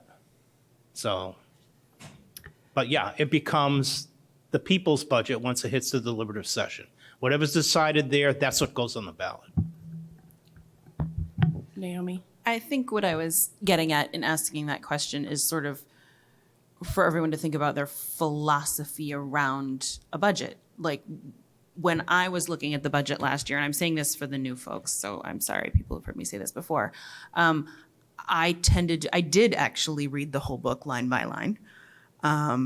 I did actually have questions about lots of individual lines, and we asked those in our school board meetings. But then when it came down to it, I'm more of a whole picture person. So it made sense to me to look at the number and say, okay, here's the number. Do I think the taxpayers can bear this? What were the economic circumstances in the town last year? What does it look like it's going to be next year? And sort of those kind of bigger picture questions. And because I think some people mentioned it's really easy to get kind of lost in the weeds with like $1,000 line item, and that's in a $90 million budget. That's a rounding error. I mean, no, that's a terrible thing to say on television. Pretend I didn't say that. But because it's hard because all of those little individual pieces, they might be super important to a teacher. And they might be super important to a principal. And as elected officials, I really feel that our job is to be looking at the bigger picture and how all of these pieces fit together and sort of having those conversations. It's almost a little bit different from a household budget in that in a household budget, you really do want to be concerned with that nitty gritty. And you really do want to be concerned with, how much I'm spending on eggs and milk. Whereas with this budget, and one of the reasons why I'm excited about the global presentation from administration, which shows kind of the whole picture, is we really want to be concerned with the big picture of where the district is going and what we're planning on doing, and how the taxpayers feel about that. Thank you. Yeah, awesome. Is it okay if I throw a couple out there? Sorry, this feels very popcorny. I don't know if this is what we're supposed to be doing or not. It's very collaborative. I kind of like it. Okay. And my style is a little bit less like you get to talk, but we do need to wrap it up. So if you don't mind grabbing the last few comments and then. I'll try to be super quick. So one, when you do put together that presentation, I haven't seen how you maybe do that before. I would love to see, maybe out like 3 or 4 years in terms of trends, if that's possible. So, by the line items, what are the trends over, not last year to this year, but like bring us out like 3, 4, 5 years so that we can see what these line items are doing. I would love that. And then just one quick thing, and we don't have to talk about it right now, but Lee had mentioned earlier on some, I think frustrations, and Naomi, you had echoed some frustrations kind of, and I think some of it, what I was getting from Lee had to do with like a level of direct communication from the school board. I don't know what that looks like. I don't know what better looks like. And frankly, I'm not very familiar with those frustrations, but maybe that's something we can think about later, how we address that. Are there any further comments before I make a proposal? Okay, I propose that we do not vote on this tonight. There are too many questions that have been raised and valid concerns. We also have not set our schedule for the season. I don't see any planning in place or any dates for which the administration school board have committed to get us said presentation. So I want to propose that Mackenzie and I take the feedback that's been given today and meet with the administration, come up with a plan, and then repropose that to you all at our next meeting to vote on. It can be amended should there be things in the plan that are important to you to change, but at least it gives us a starting point to have some sort of guidelines and timeline so that you all can feel comfortable that your concerns are met. I second that.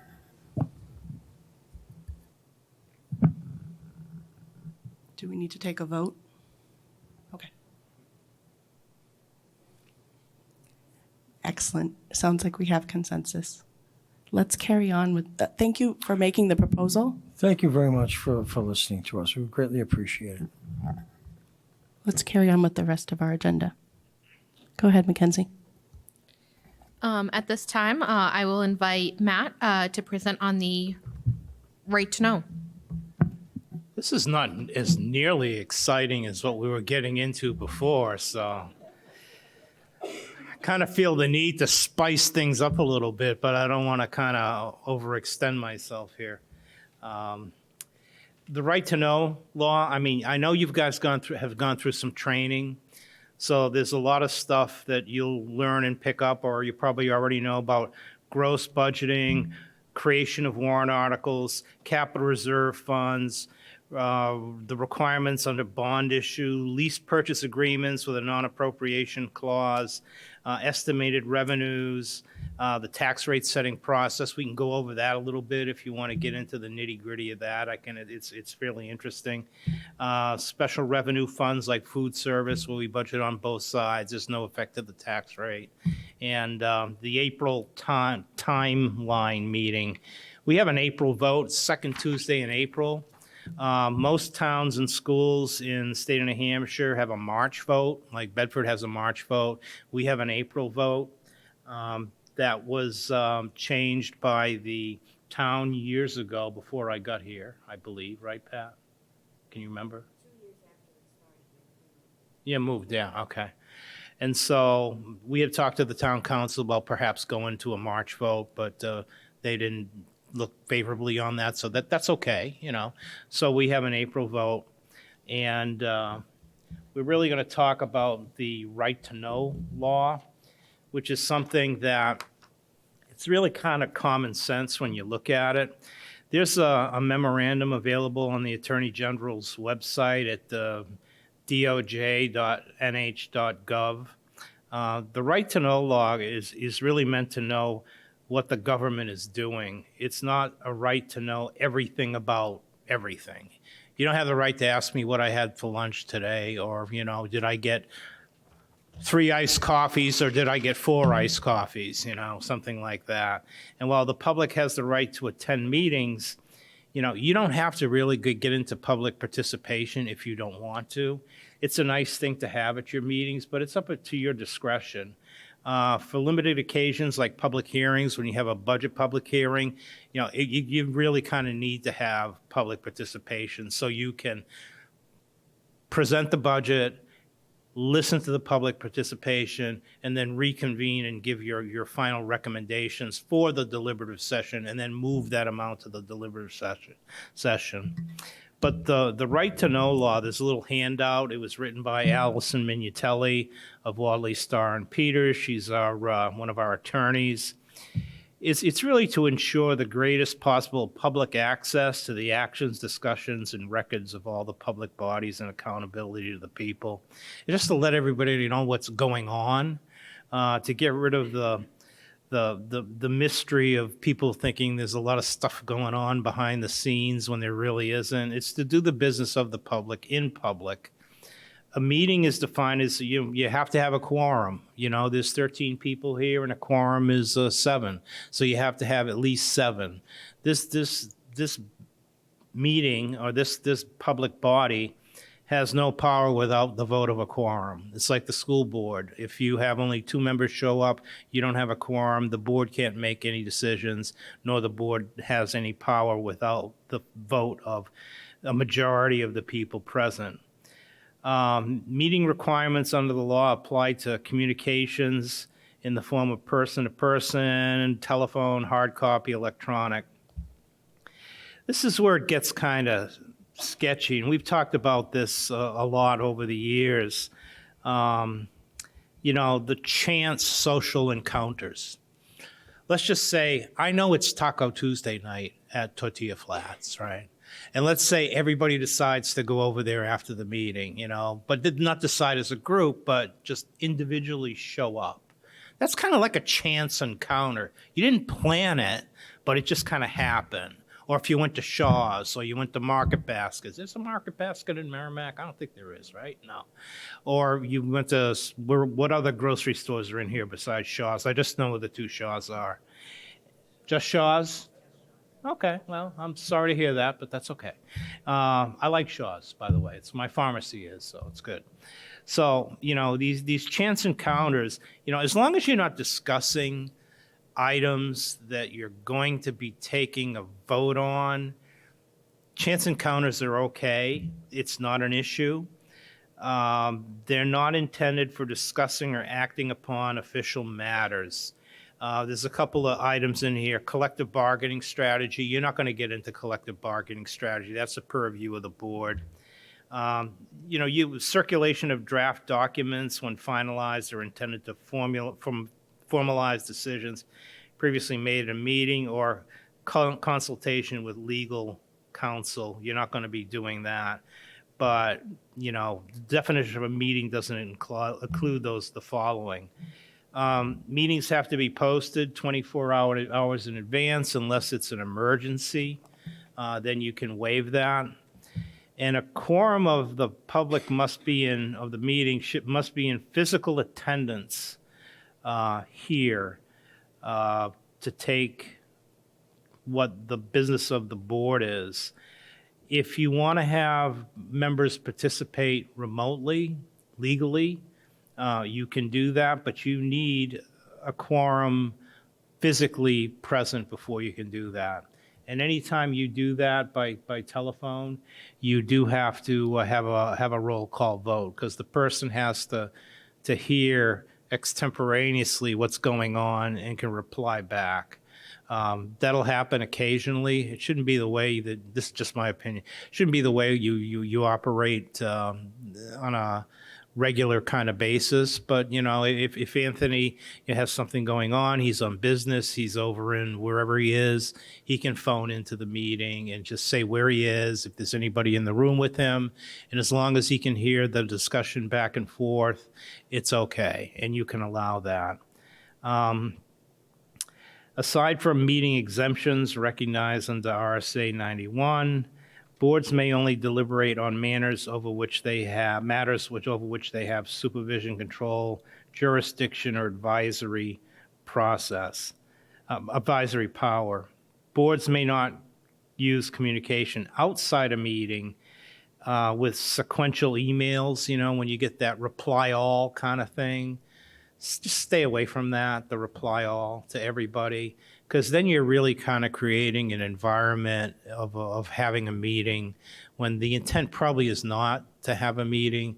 The intent maybe is just to share information, but when you do hit reply all to email chains, that kind of skirts the boundaries of what's a meeting and what isn't a meeting. And if you're of any doubt, you could take those email chains and bring them to the meeting and read them into the record and just make sure you're safe that way.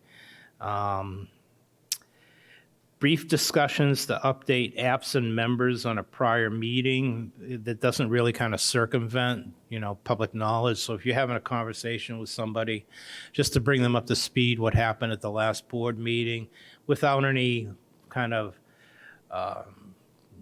ideas of we should do this or what do you think of that, or, any kind of collusion going on, that's certainly all right. Like I said, the meetings need to be posted 24 hours in advance unless there's an emergency meeting.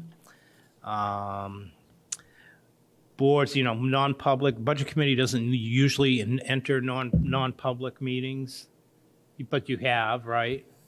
We have twice, and in fact, last year when we went into budget non-public session. It was to receive advice from legal counsel. Yeah. And it was that the liaison teams are subcommittees and thus subcommittee meetings.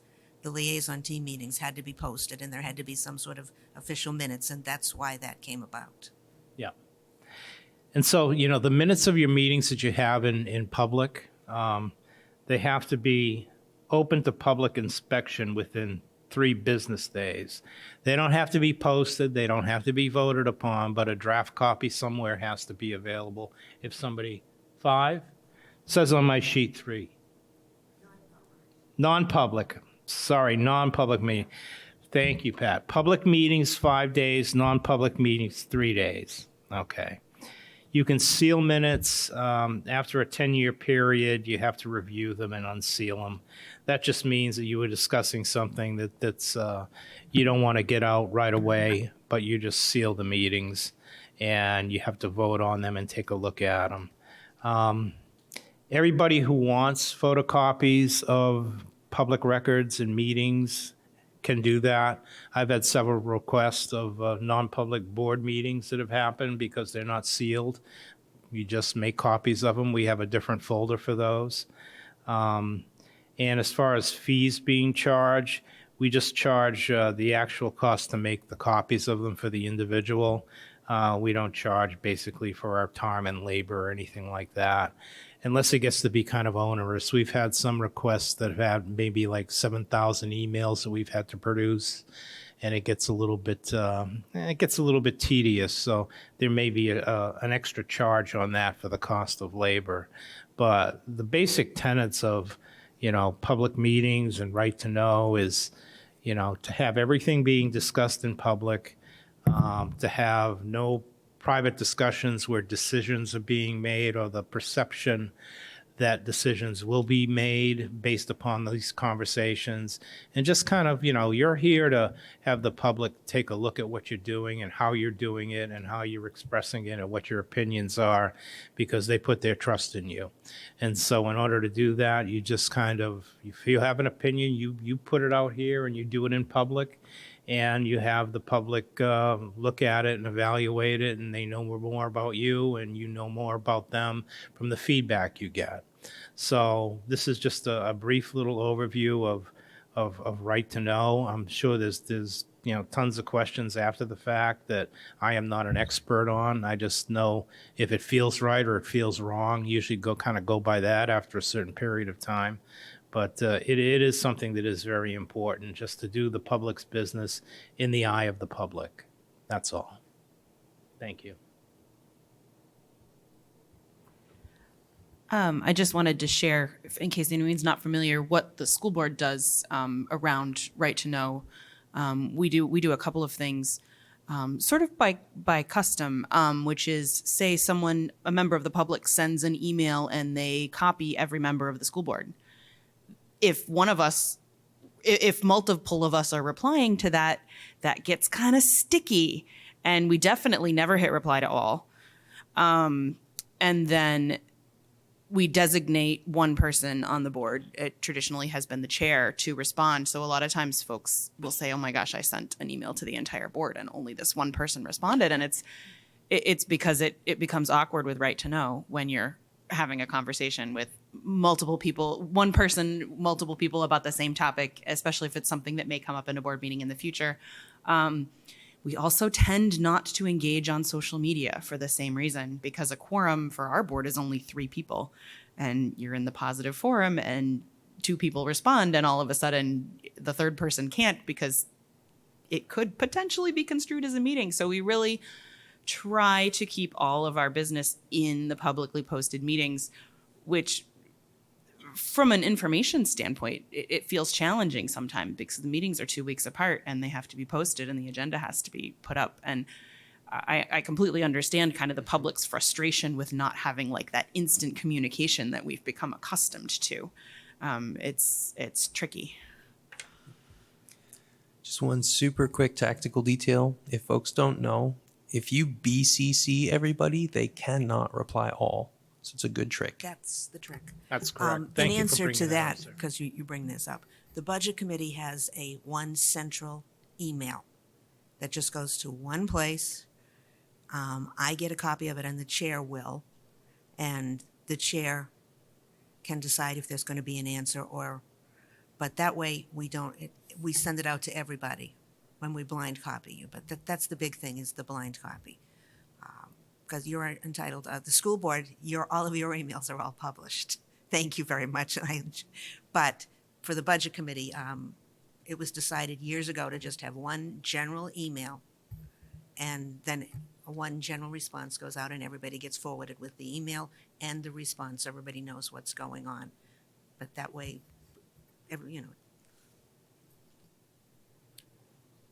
Something I'd like to see this year is maybe a little bit more engagement with the public of letting them know when our meetings are. So if as soon as the schedule is created, it will be there. And, that's what it was. An agenda doesn't have to be posted. People talk about the fact that nothing's on the posted agenda. Our Right to Know does not require, the posting is date, time, place, 24 hours ahead. That's all that's required. So that may be what's required, but I do think that it would be beneficial so that we can have some more folks representing the community, even if they're not. You were here last year when something mattered.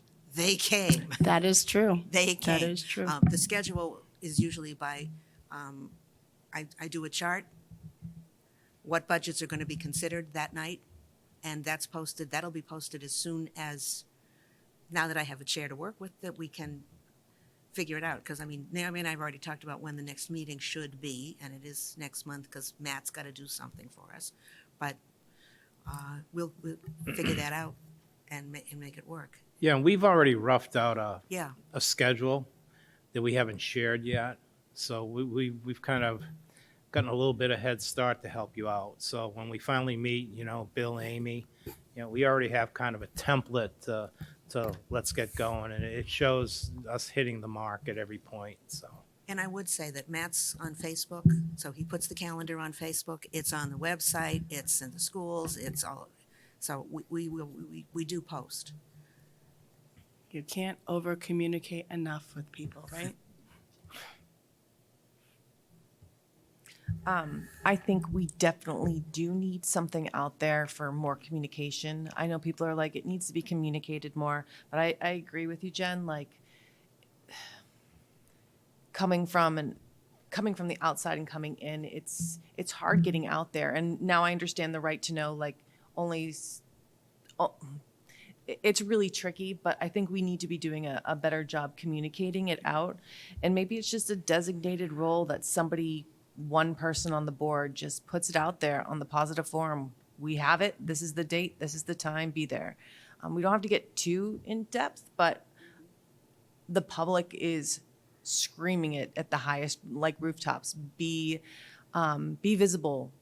We want to hear from you. But they don't know when. And yes, you do publicize it, but it would be nice to have people in here and listening to their point of view. So that when we're at the deliberative session, it's not what it was like last year.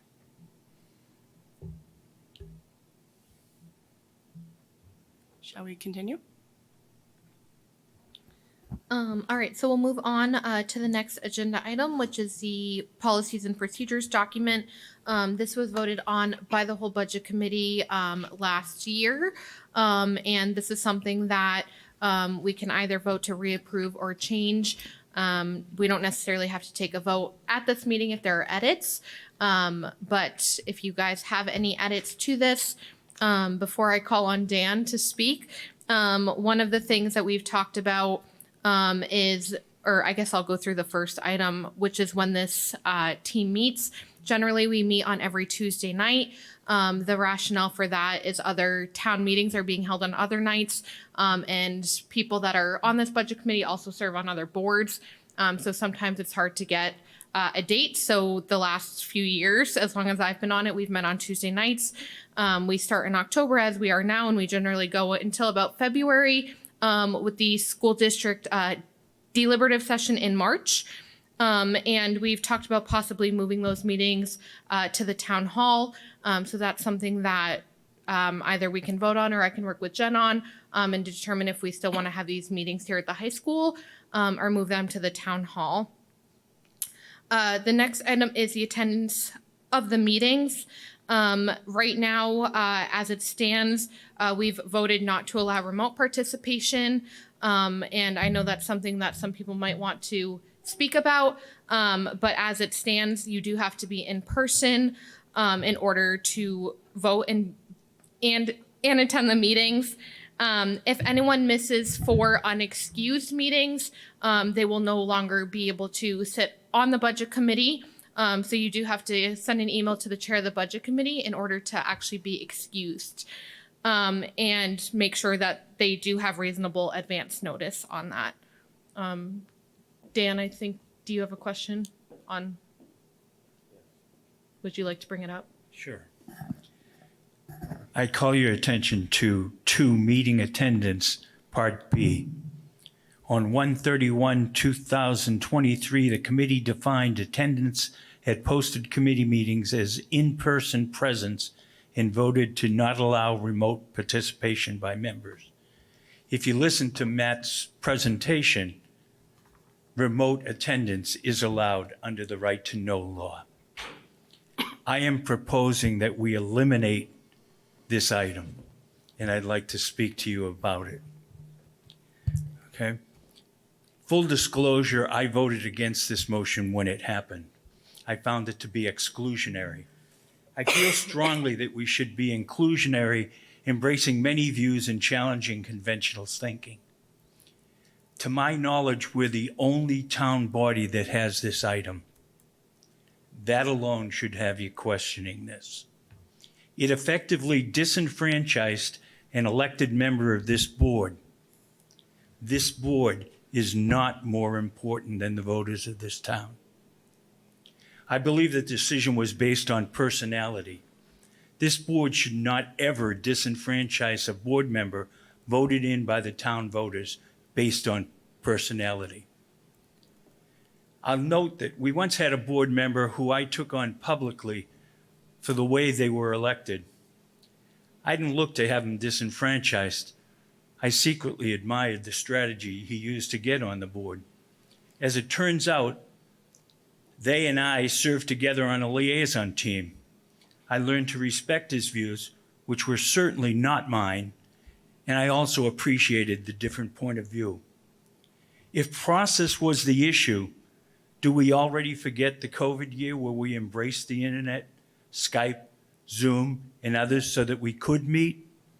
Under this motion, we could not meet unless we met in person. What we should have learned from the COVID years, if I can get this to go down, is that we have the technology available to accommodate members that need to attend meetings from almost anywhere, to include them rather than exclude them. Another thing that we have to take into effect is the ADA Act. This is a federal law that says we must accommodate members with disabilities. Should we have a member elected who could not attend meetings in person, we must accommodate their inclusion in our meetings. There's no ifs, ands, and buts. It's a federal mandate. So for the reasons stated above, we're the only entity in town, to my knowledge, that has this motion. It's entirely exclusionary. Do we now need to advertise that potential candidates must be able to attend all meetings as a baseline for running for this board? It disenfranchised an elected member of this board. Elected board members must only be disenfranchised for cause. It may have been based on personality. If so, each one of us has to ask ourselves, do we want a diverse, wide-thinking, open to new ideas, thinking out of the box board? Or do we want to become a vanilla board that rubber stamps motion that comes before it? I'd suggest that the latter is a disservice to this board and the voters of this town. It begs the question, do we want to embrace what technology offers us, or stay in the past and reject the advances that technology offers us? It may violate ADA if a disabled elected member cannot attend meetings in person. For all of these reasons stated, I'd welcome input from all members, and my watch is talking to me. I'll welcome input from all the members and request a unanimous vote to rescind this motion. Thank you. Is there a second to his motion? I'll second it. Thank you. I don't disagree that we should have the remote option, and I think on a case-by-case basis, for example, if someone is disabled, we would want to have them have an equal opportunity to serve on the board. I do think that it should not be, though, unless there is a case of, physical disability, that a board member is allowed to be remote for every single meeting. I think when you sign up, you make a commitment to be in, as much as you can involved. I find that over the phone is much harder. Would I love to be home, with my 3 kids now? Would it be easier for me to do so? It would be, but I made a commitment to come here. It's so much easier to see everyone in person. I would be in agreement, but I think, it should be on a case-by-case basis, or we cap the amount of remotes, that are allowed, because I don't think that someone should be allowed to, you have to make the commitment to have this time clear. And I think with this other person, it certainly wasn't a personality, thing for me, which is difficult because this person was out of state.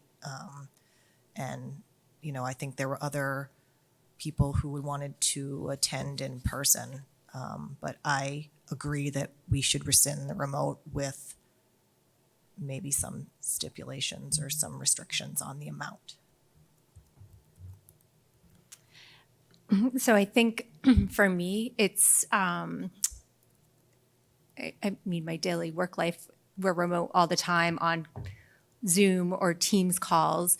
I think for this setting, it was really difficult to have a phone as the remote technology. It made it hard, I think, for both ways of communication, for following along the conversation, as well as being able to ask questions on the, with whether it was one person or multiple people on a phone. I would just suggest, if this does get voted back in as a remote option, that we look to improve that technology and maybe get something where, on a Zoom or Teams call, we can see a person raise their hand versus, somebody sitting on the phone, just waiting there. So I would just make that consideration, I guess, if it does move forward.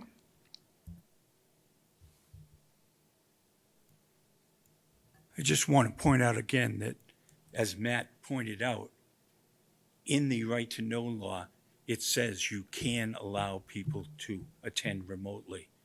So we're actually saying we don't follow the remote right to know law because we're passing something against it. Actually, Dan, it says the board may, but is not required to, if you read it. So that's why this committee went to that thing. Remote is easy. We have to have a quorum here before you can, but it's the board's choice or the committee's choice. I'm not going to take a position on this one. I just wanted to make sure everybody caught the nuance that if remote participation is allowed, all votes have to be taken by roll call, the way we did when we voted for the chair, and you can't just say all those in favor and have people raise their hands.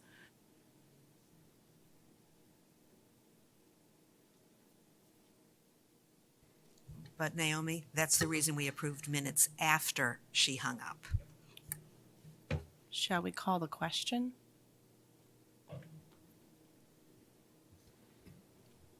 I'll move to call the question. And we take a, oh. My bad. All in favor of Dan's motion, if you can raise your hand.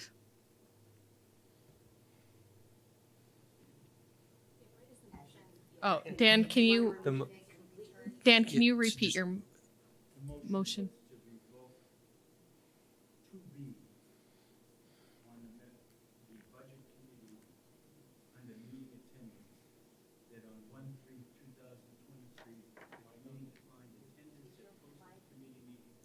Dan, is your mic on? Microphone.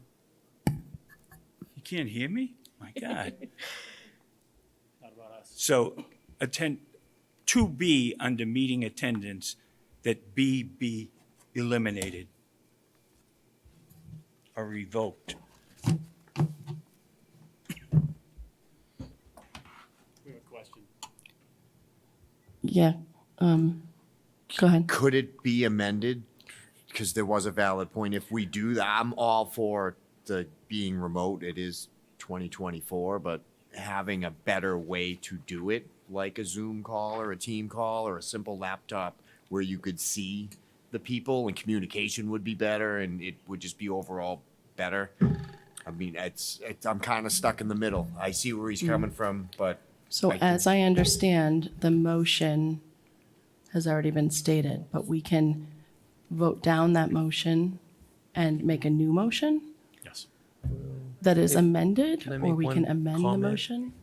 I think also, I don't know if this works for everyone, but I mean, I think if we just remove the language and then just take it as an action item amongst ourselves to make sure we have a reasonable path forward, it doesn't have to be like written in some kind of bylaws or something. So we have to vote on Is the that- motion is that not a good idea? that was proposed, and then we can, There was a call to vote, so we need to Yep. we need to vote. and then we can create a new motion that is amended, and the amendment could include maybe the chair's discretion or a cap, or it could include any of the things that have been proposed, but we do need to vote on the motion, as I understand.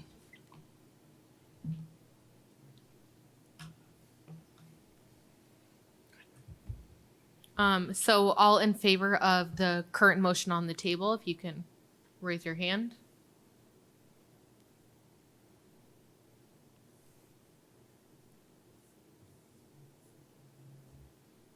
Oh, I'm not voting.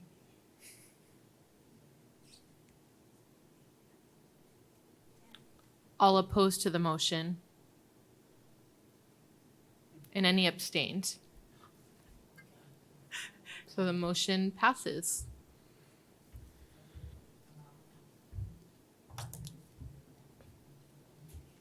So, oh, Gina. So is it just for us, or now do we need to allow public participation by remote as well? No. Meeting, okay.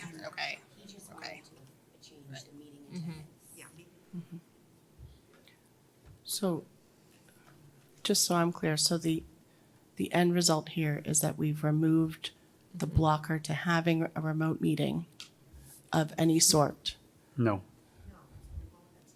remote attendance. We're having an in-person meeting and we are allowing remote attendance. Okay.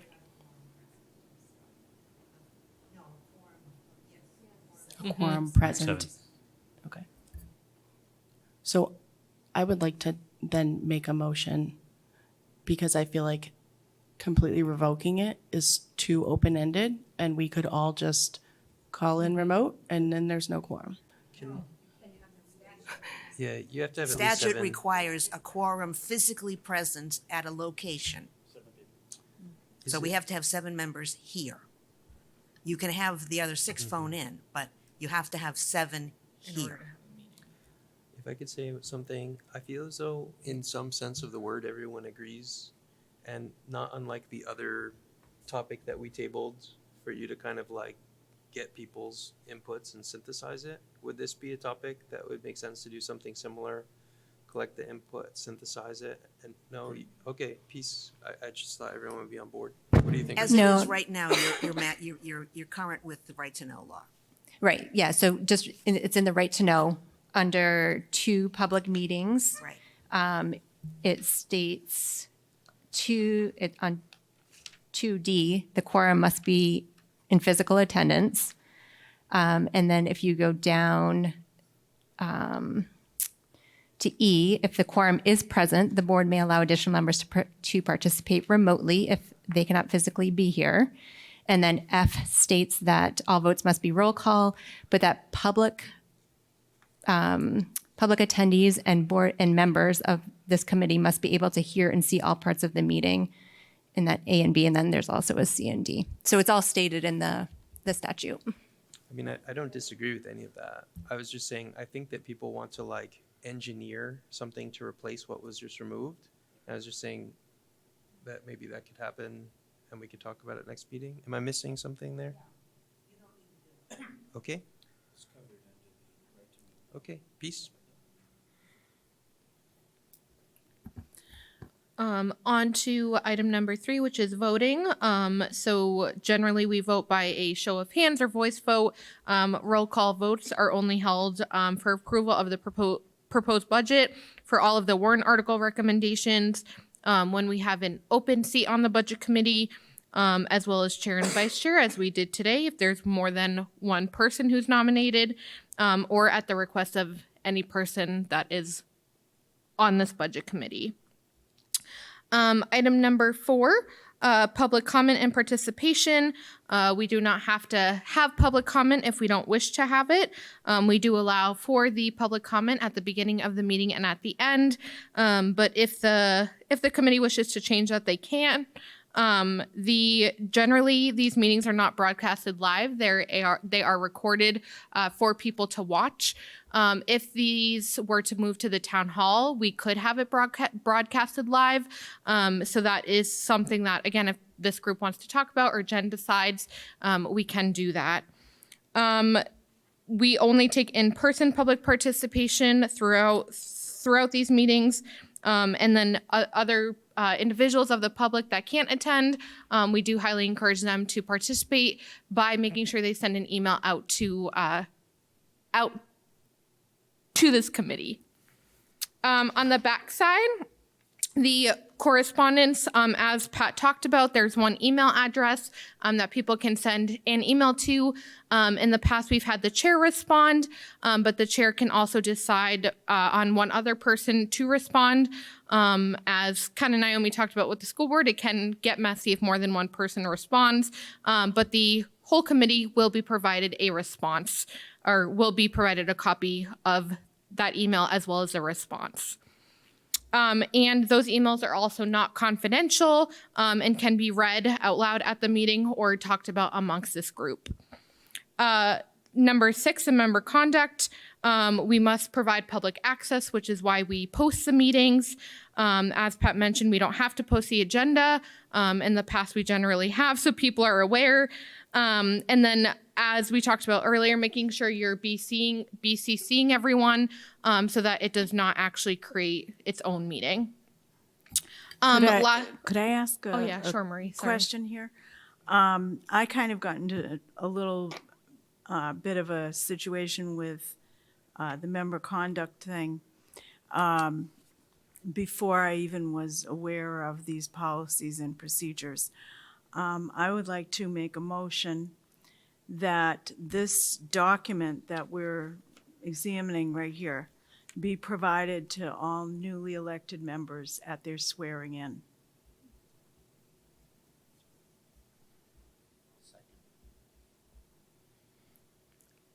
And any discussion on the motion? Could I make an amendment to the motion? I'd like to use Marie's wording as well, but also could it be posted on the district website as well as being handed to newly elected members? I would assume so.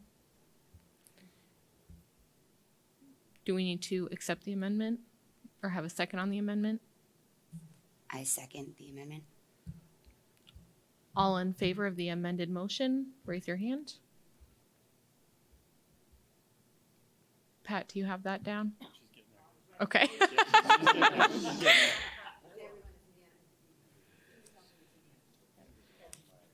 Oh, sorry, I didn't raise my hand. I'm trying to pay attention. Thank you. And then lastly is the liaison teams.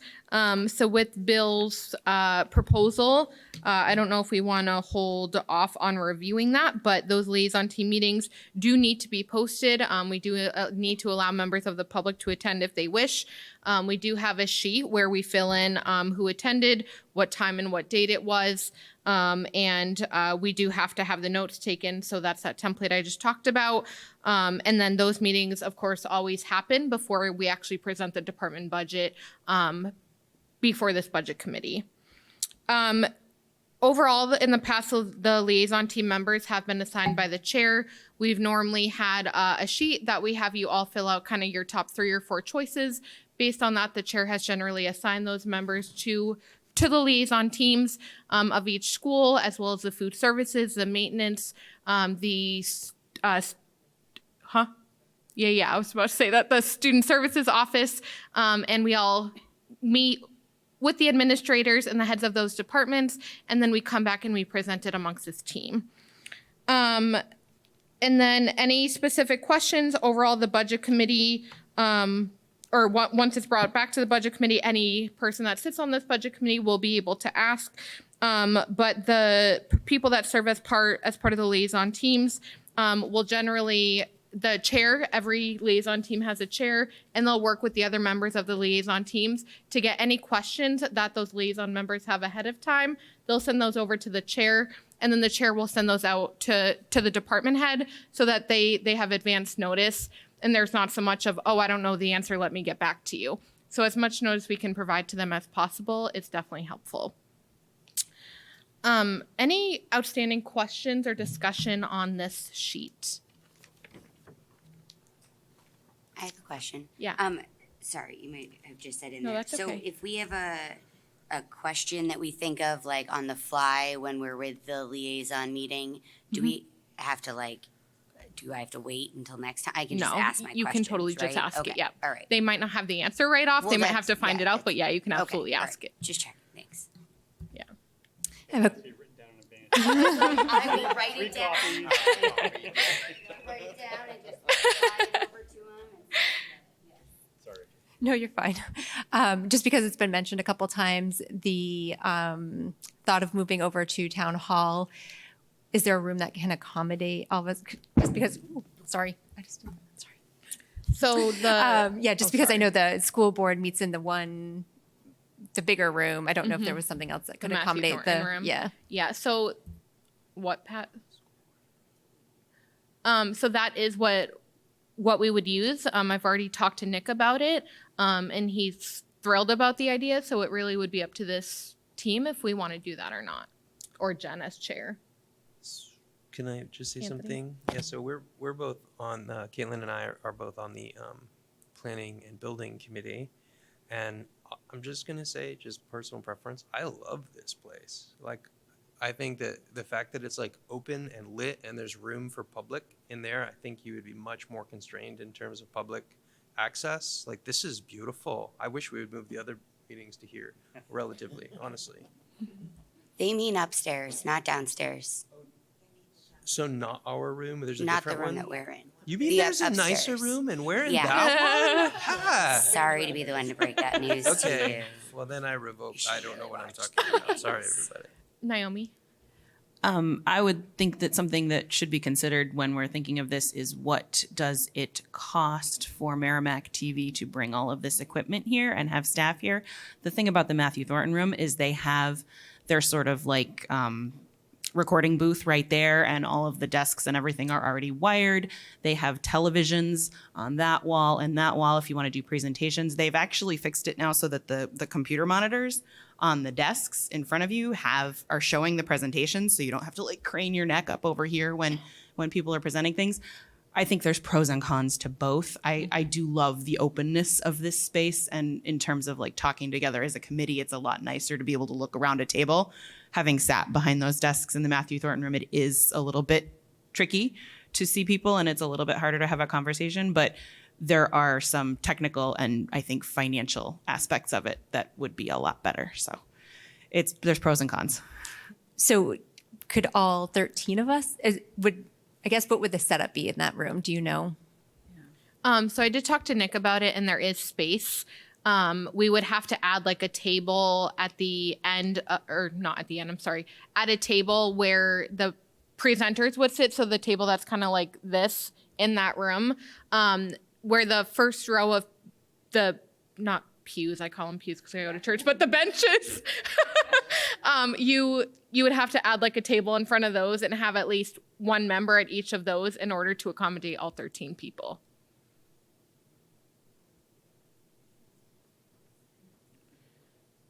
But those would also be recorded live, so that's the other thought. And the upside to that would be that we might get more people coming in to like listen and kind of like give their feedback. I know that not all that many people go to school board meetings, but they do have more than zero some of the time. I was going to say I've been the school board liaison for Parks and Rec before too, and they have a larger committee. I don't think it's quite as big as this one, but they do have like multiple layers of people at those. There's like the one around the front and then the one around the back, and they do manage to have like social productive discussions, even though the seating arrangement is a little awkward. Yeah. Lee, your mic. Caitlin, I just wanted to ask, what made you think that more people would participate there? What gives you that impression? I think that more people know that meetings are typically held there. I don't know other meetings that are held here often, and that they, are kind of used to that kind of setup a little bit. I don't think it would be like crazy amounts of people, but maybe a couple seats.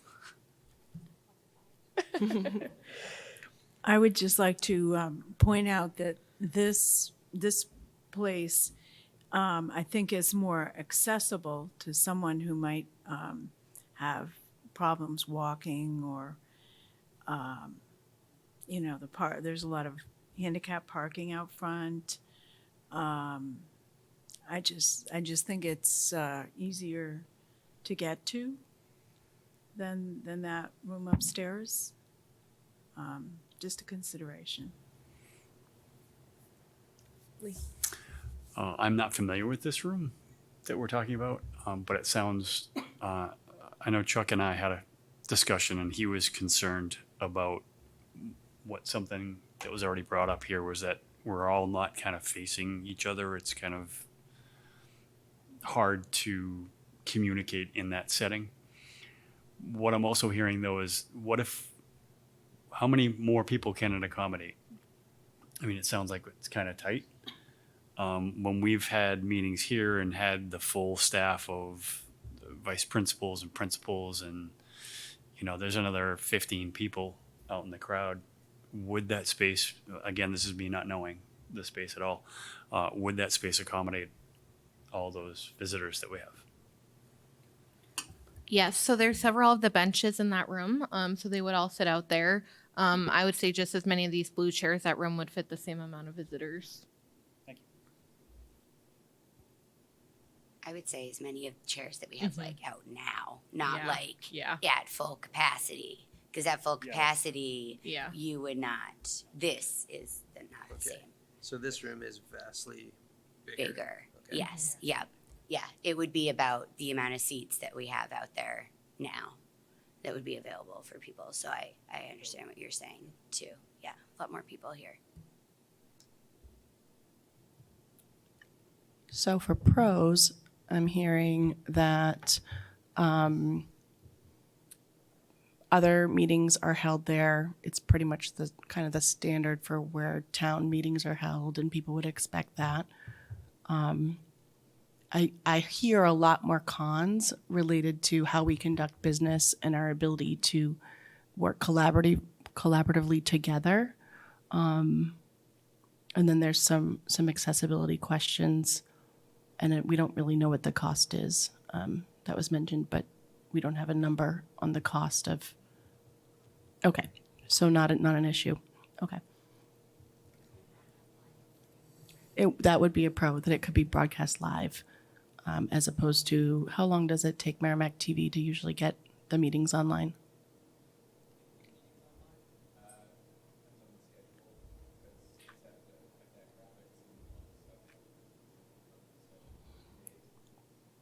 Okay. So I'm leaning toward keeping the meetings here. Can we have a consensus, or do we need to vote? Maybe just all in favor of Jen's motion, raise your hand. The motion is to continue to meet here for the duration of the season. And who seconded that, please? Anthony seconded.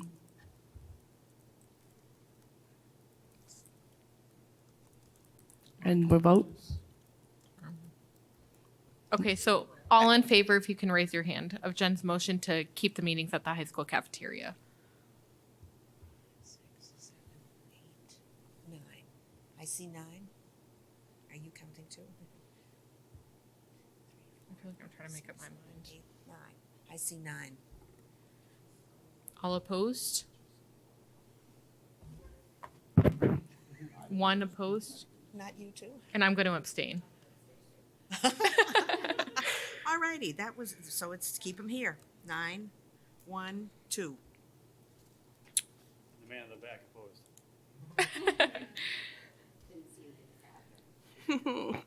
opposed. All right, on to the next meeting date, which is November 19th. That's the date that Matt is able to come and present to us. Matt will be presenting the year-end review at that meeting. So that will be our next meeting date, right here in the high school CAF. Can you repeat that? November 19th. I just have a question. Do we get what he's presenting ahead of time for if we have questions, so that we can not ask him? I'm not going to email him ahead of time, but so that I can like prepare to be having those questions. Do you want to? Since we're supposed to I be can able ask to. him to send it out, but he traditionally brings it with him that night, and it's more of a broad overview. Okay, so it's not a. It's 'cause not we're a line supposed to by be line able by to- line in the notebook. No, but not. Yeah, I guess not really the line by line, but more of just the review of like the current year's expenditures, so we can't get that ahead of time.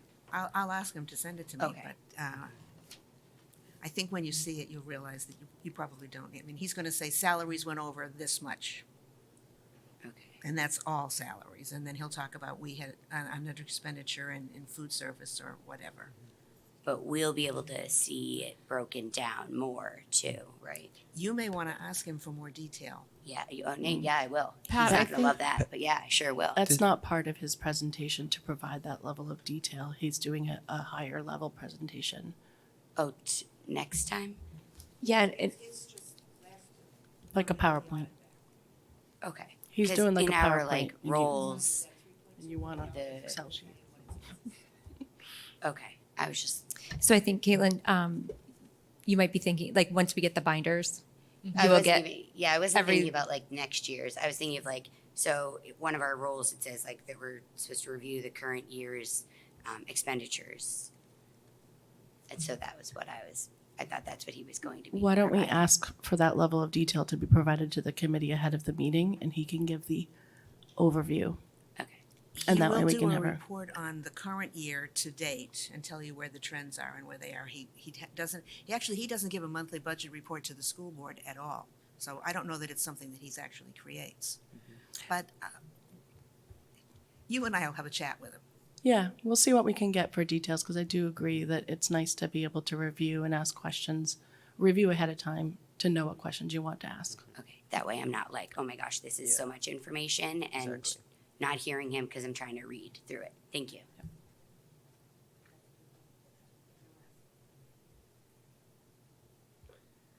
All right, the next item is public participation. Seeing empty blue chairs, I'm going to close public. Oh, go ahead, Justin. Test one. I'm really glad you guys had a conversation tonight about meeting in the Matthew Thornton room. Mackenzie did take the time to come over and see the room and how we would have it set up. We actually did have a couple different ways we could set up the room based on what would work for you guys. As far as the number of people, I believe the room is rated for 50 to 60 people. I don't know if rated is the right word, but there's definitely more seats than this right here. I know you've already voted on it. I wish some people could have come by maybe and seen the setup or just check to see how many people fit in the room. There are a lot of benefits to being in that room. The way we did set it up for Mackenzie, I believe we did have 2 to 4 people kind of adjacent to the presenters table. So it would have been more of this round discussion-y type table. I'm just super disappointed that no one got to come in and, kind of check out the setup and get our view of it. It is a lot of work to set all this stuff up. We keep the microphones and the speakers here. I bring in a carload of stuff today, and we had a lot of stuff going on today, so it was just me setting up. Took about just under 2 hours today for just me to set up while we have a live broadcast of the volleyball game and then 2 more meetings back at Town Hall that we're trying to cover. So I know that kind of wipes out the Matthew Thornton room on this Tuesday night in particular, but as far as logistics go, I think there's a lot to consider. I'm glad you guys had the conversation. I wish I could have been more in depth or taken some information from Merrimack TV, or at least just come to visit the room and see what we have to offer and talk about the pros and cons from our end. I know it's not just how much it costs for us to come here and do this. It's the staff, the janitorial staff is here late trying to break the stuff down and trying to get out. There's been a couple of really late meetings. I know last year had some real late meetings, and I know they were here for quite a long time. They were itching to get out of here. So I hope at some point in the future we can have you folks, some of you come over and just see what we have and reconsider meeting over there at some point, because I think it could work. So Thank you for coming over. I saw your, let's call it distress. Sad on the face. vote. And I wanted to approach you after the meeting to hear more about why this is important to you. Yes. All right. I don't think we got your point of view, and I think we missed that factor. And I did want to hear from you. So thank you for taking the opportunity to come over and say something. What's an average like this, staffing wise for you? I know sometimes we have 2, sometimes tonight we just have you. And 2 hours to set up seems like a lot. Typically there's 2 of us able to set up, but just because it's sports season, there's just a lot going on today in particular. Yep. When there's 2 of us, it can be maybe like 70 to 90 minute setup. Sure. And then just that is the includes- extra yeah, the extra that hands includes- really make a lot of difference. But today especially, Grace had to come over it was like 15 minutes before planning board was ready to start, just so she could check the mics. I can't check the mics by myself and do the levels. So it was just a lot of running around, and there's a lot to, and even after this, I got to wrap it up and pack all this stuff into my car and bring it upstairs to the control room and stuff like that. So and I'm getting paid to do it, so not a big deal, but there are some logistics that would, make it a lot easier because everything's already set up over there and we're good to go live. So thank you. Yep. And if you could just say your name and your home address. Yes, Sorry, I should have said that. I even thought about that before I came up. Justin Slez, 5 Colonial Drive. Thank you. Thanks. SLEZ. Caitlin and then Marie, did you have a question? I just wanted to wait. Justin, don't go too far, Justin. I just wanted to, because I know the answer. But it is for somebody that it's hard to get up the stairs. There is an elevator available. There's a lift there. Yes, there is. Okay. Yep. All right. So it would be ADA compliant, accessible for everybody to be able to still get into and be able to use. As somebody that uses a cane and needs the wheelchair, the elevator, I know that it does in fact exist. So we would have that. I feel like he's kind of given us a perspective that would have been very valuable to have before we took the vote.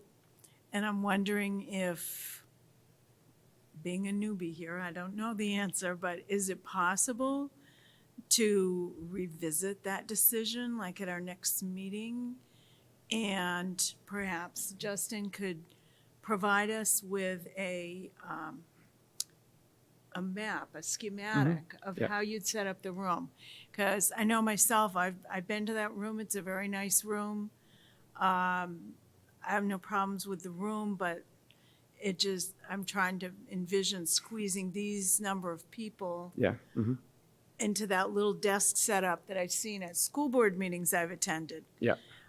So is that possible that we could do that?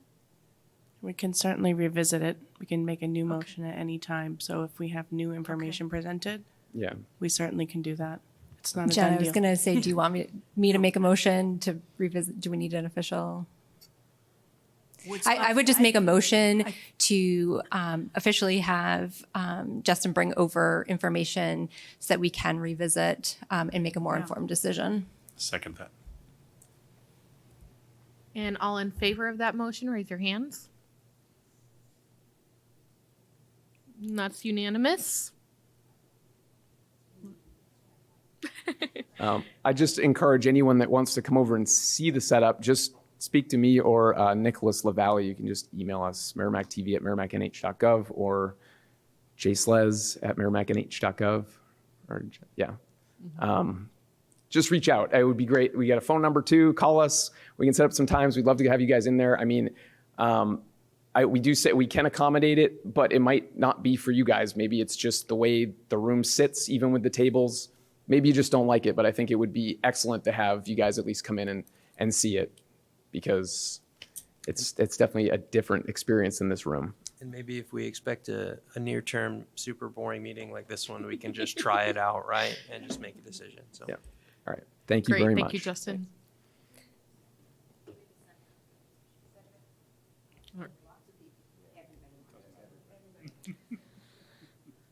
All right. Anything additional that the committee would like to add this evening?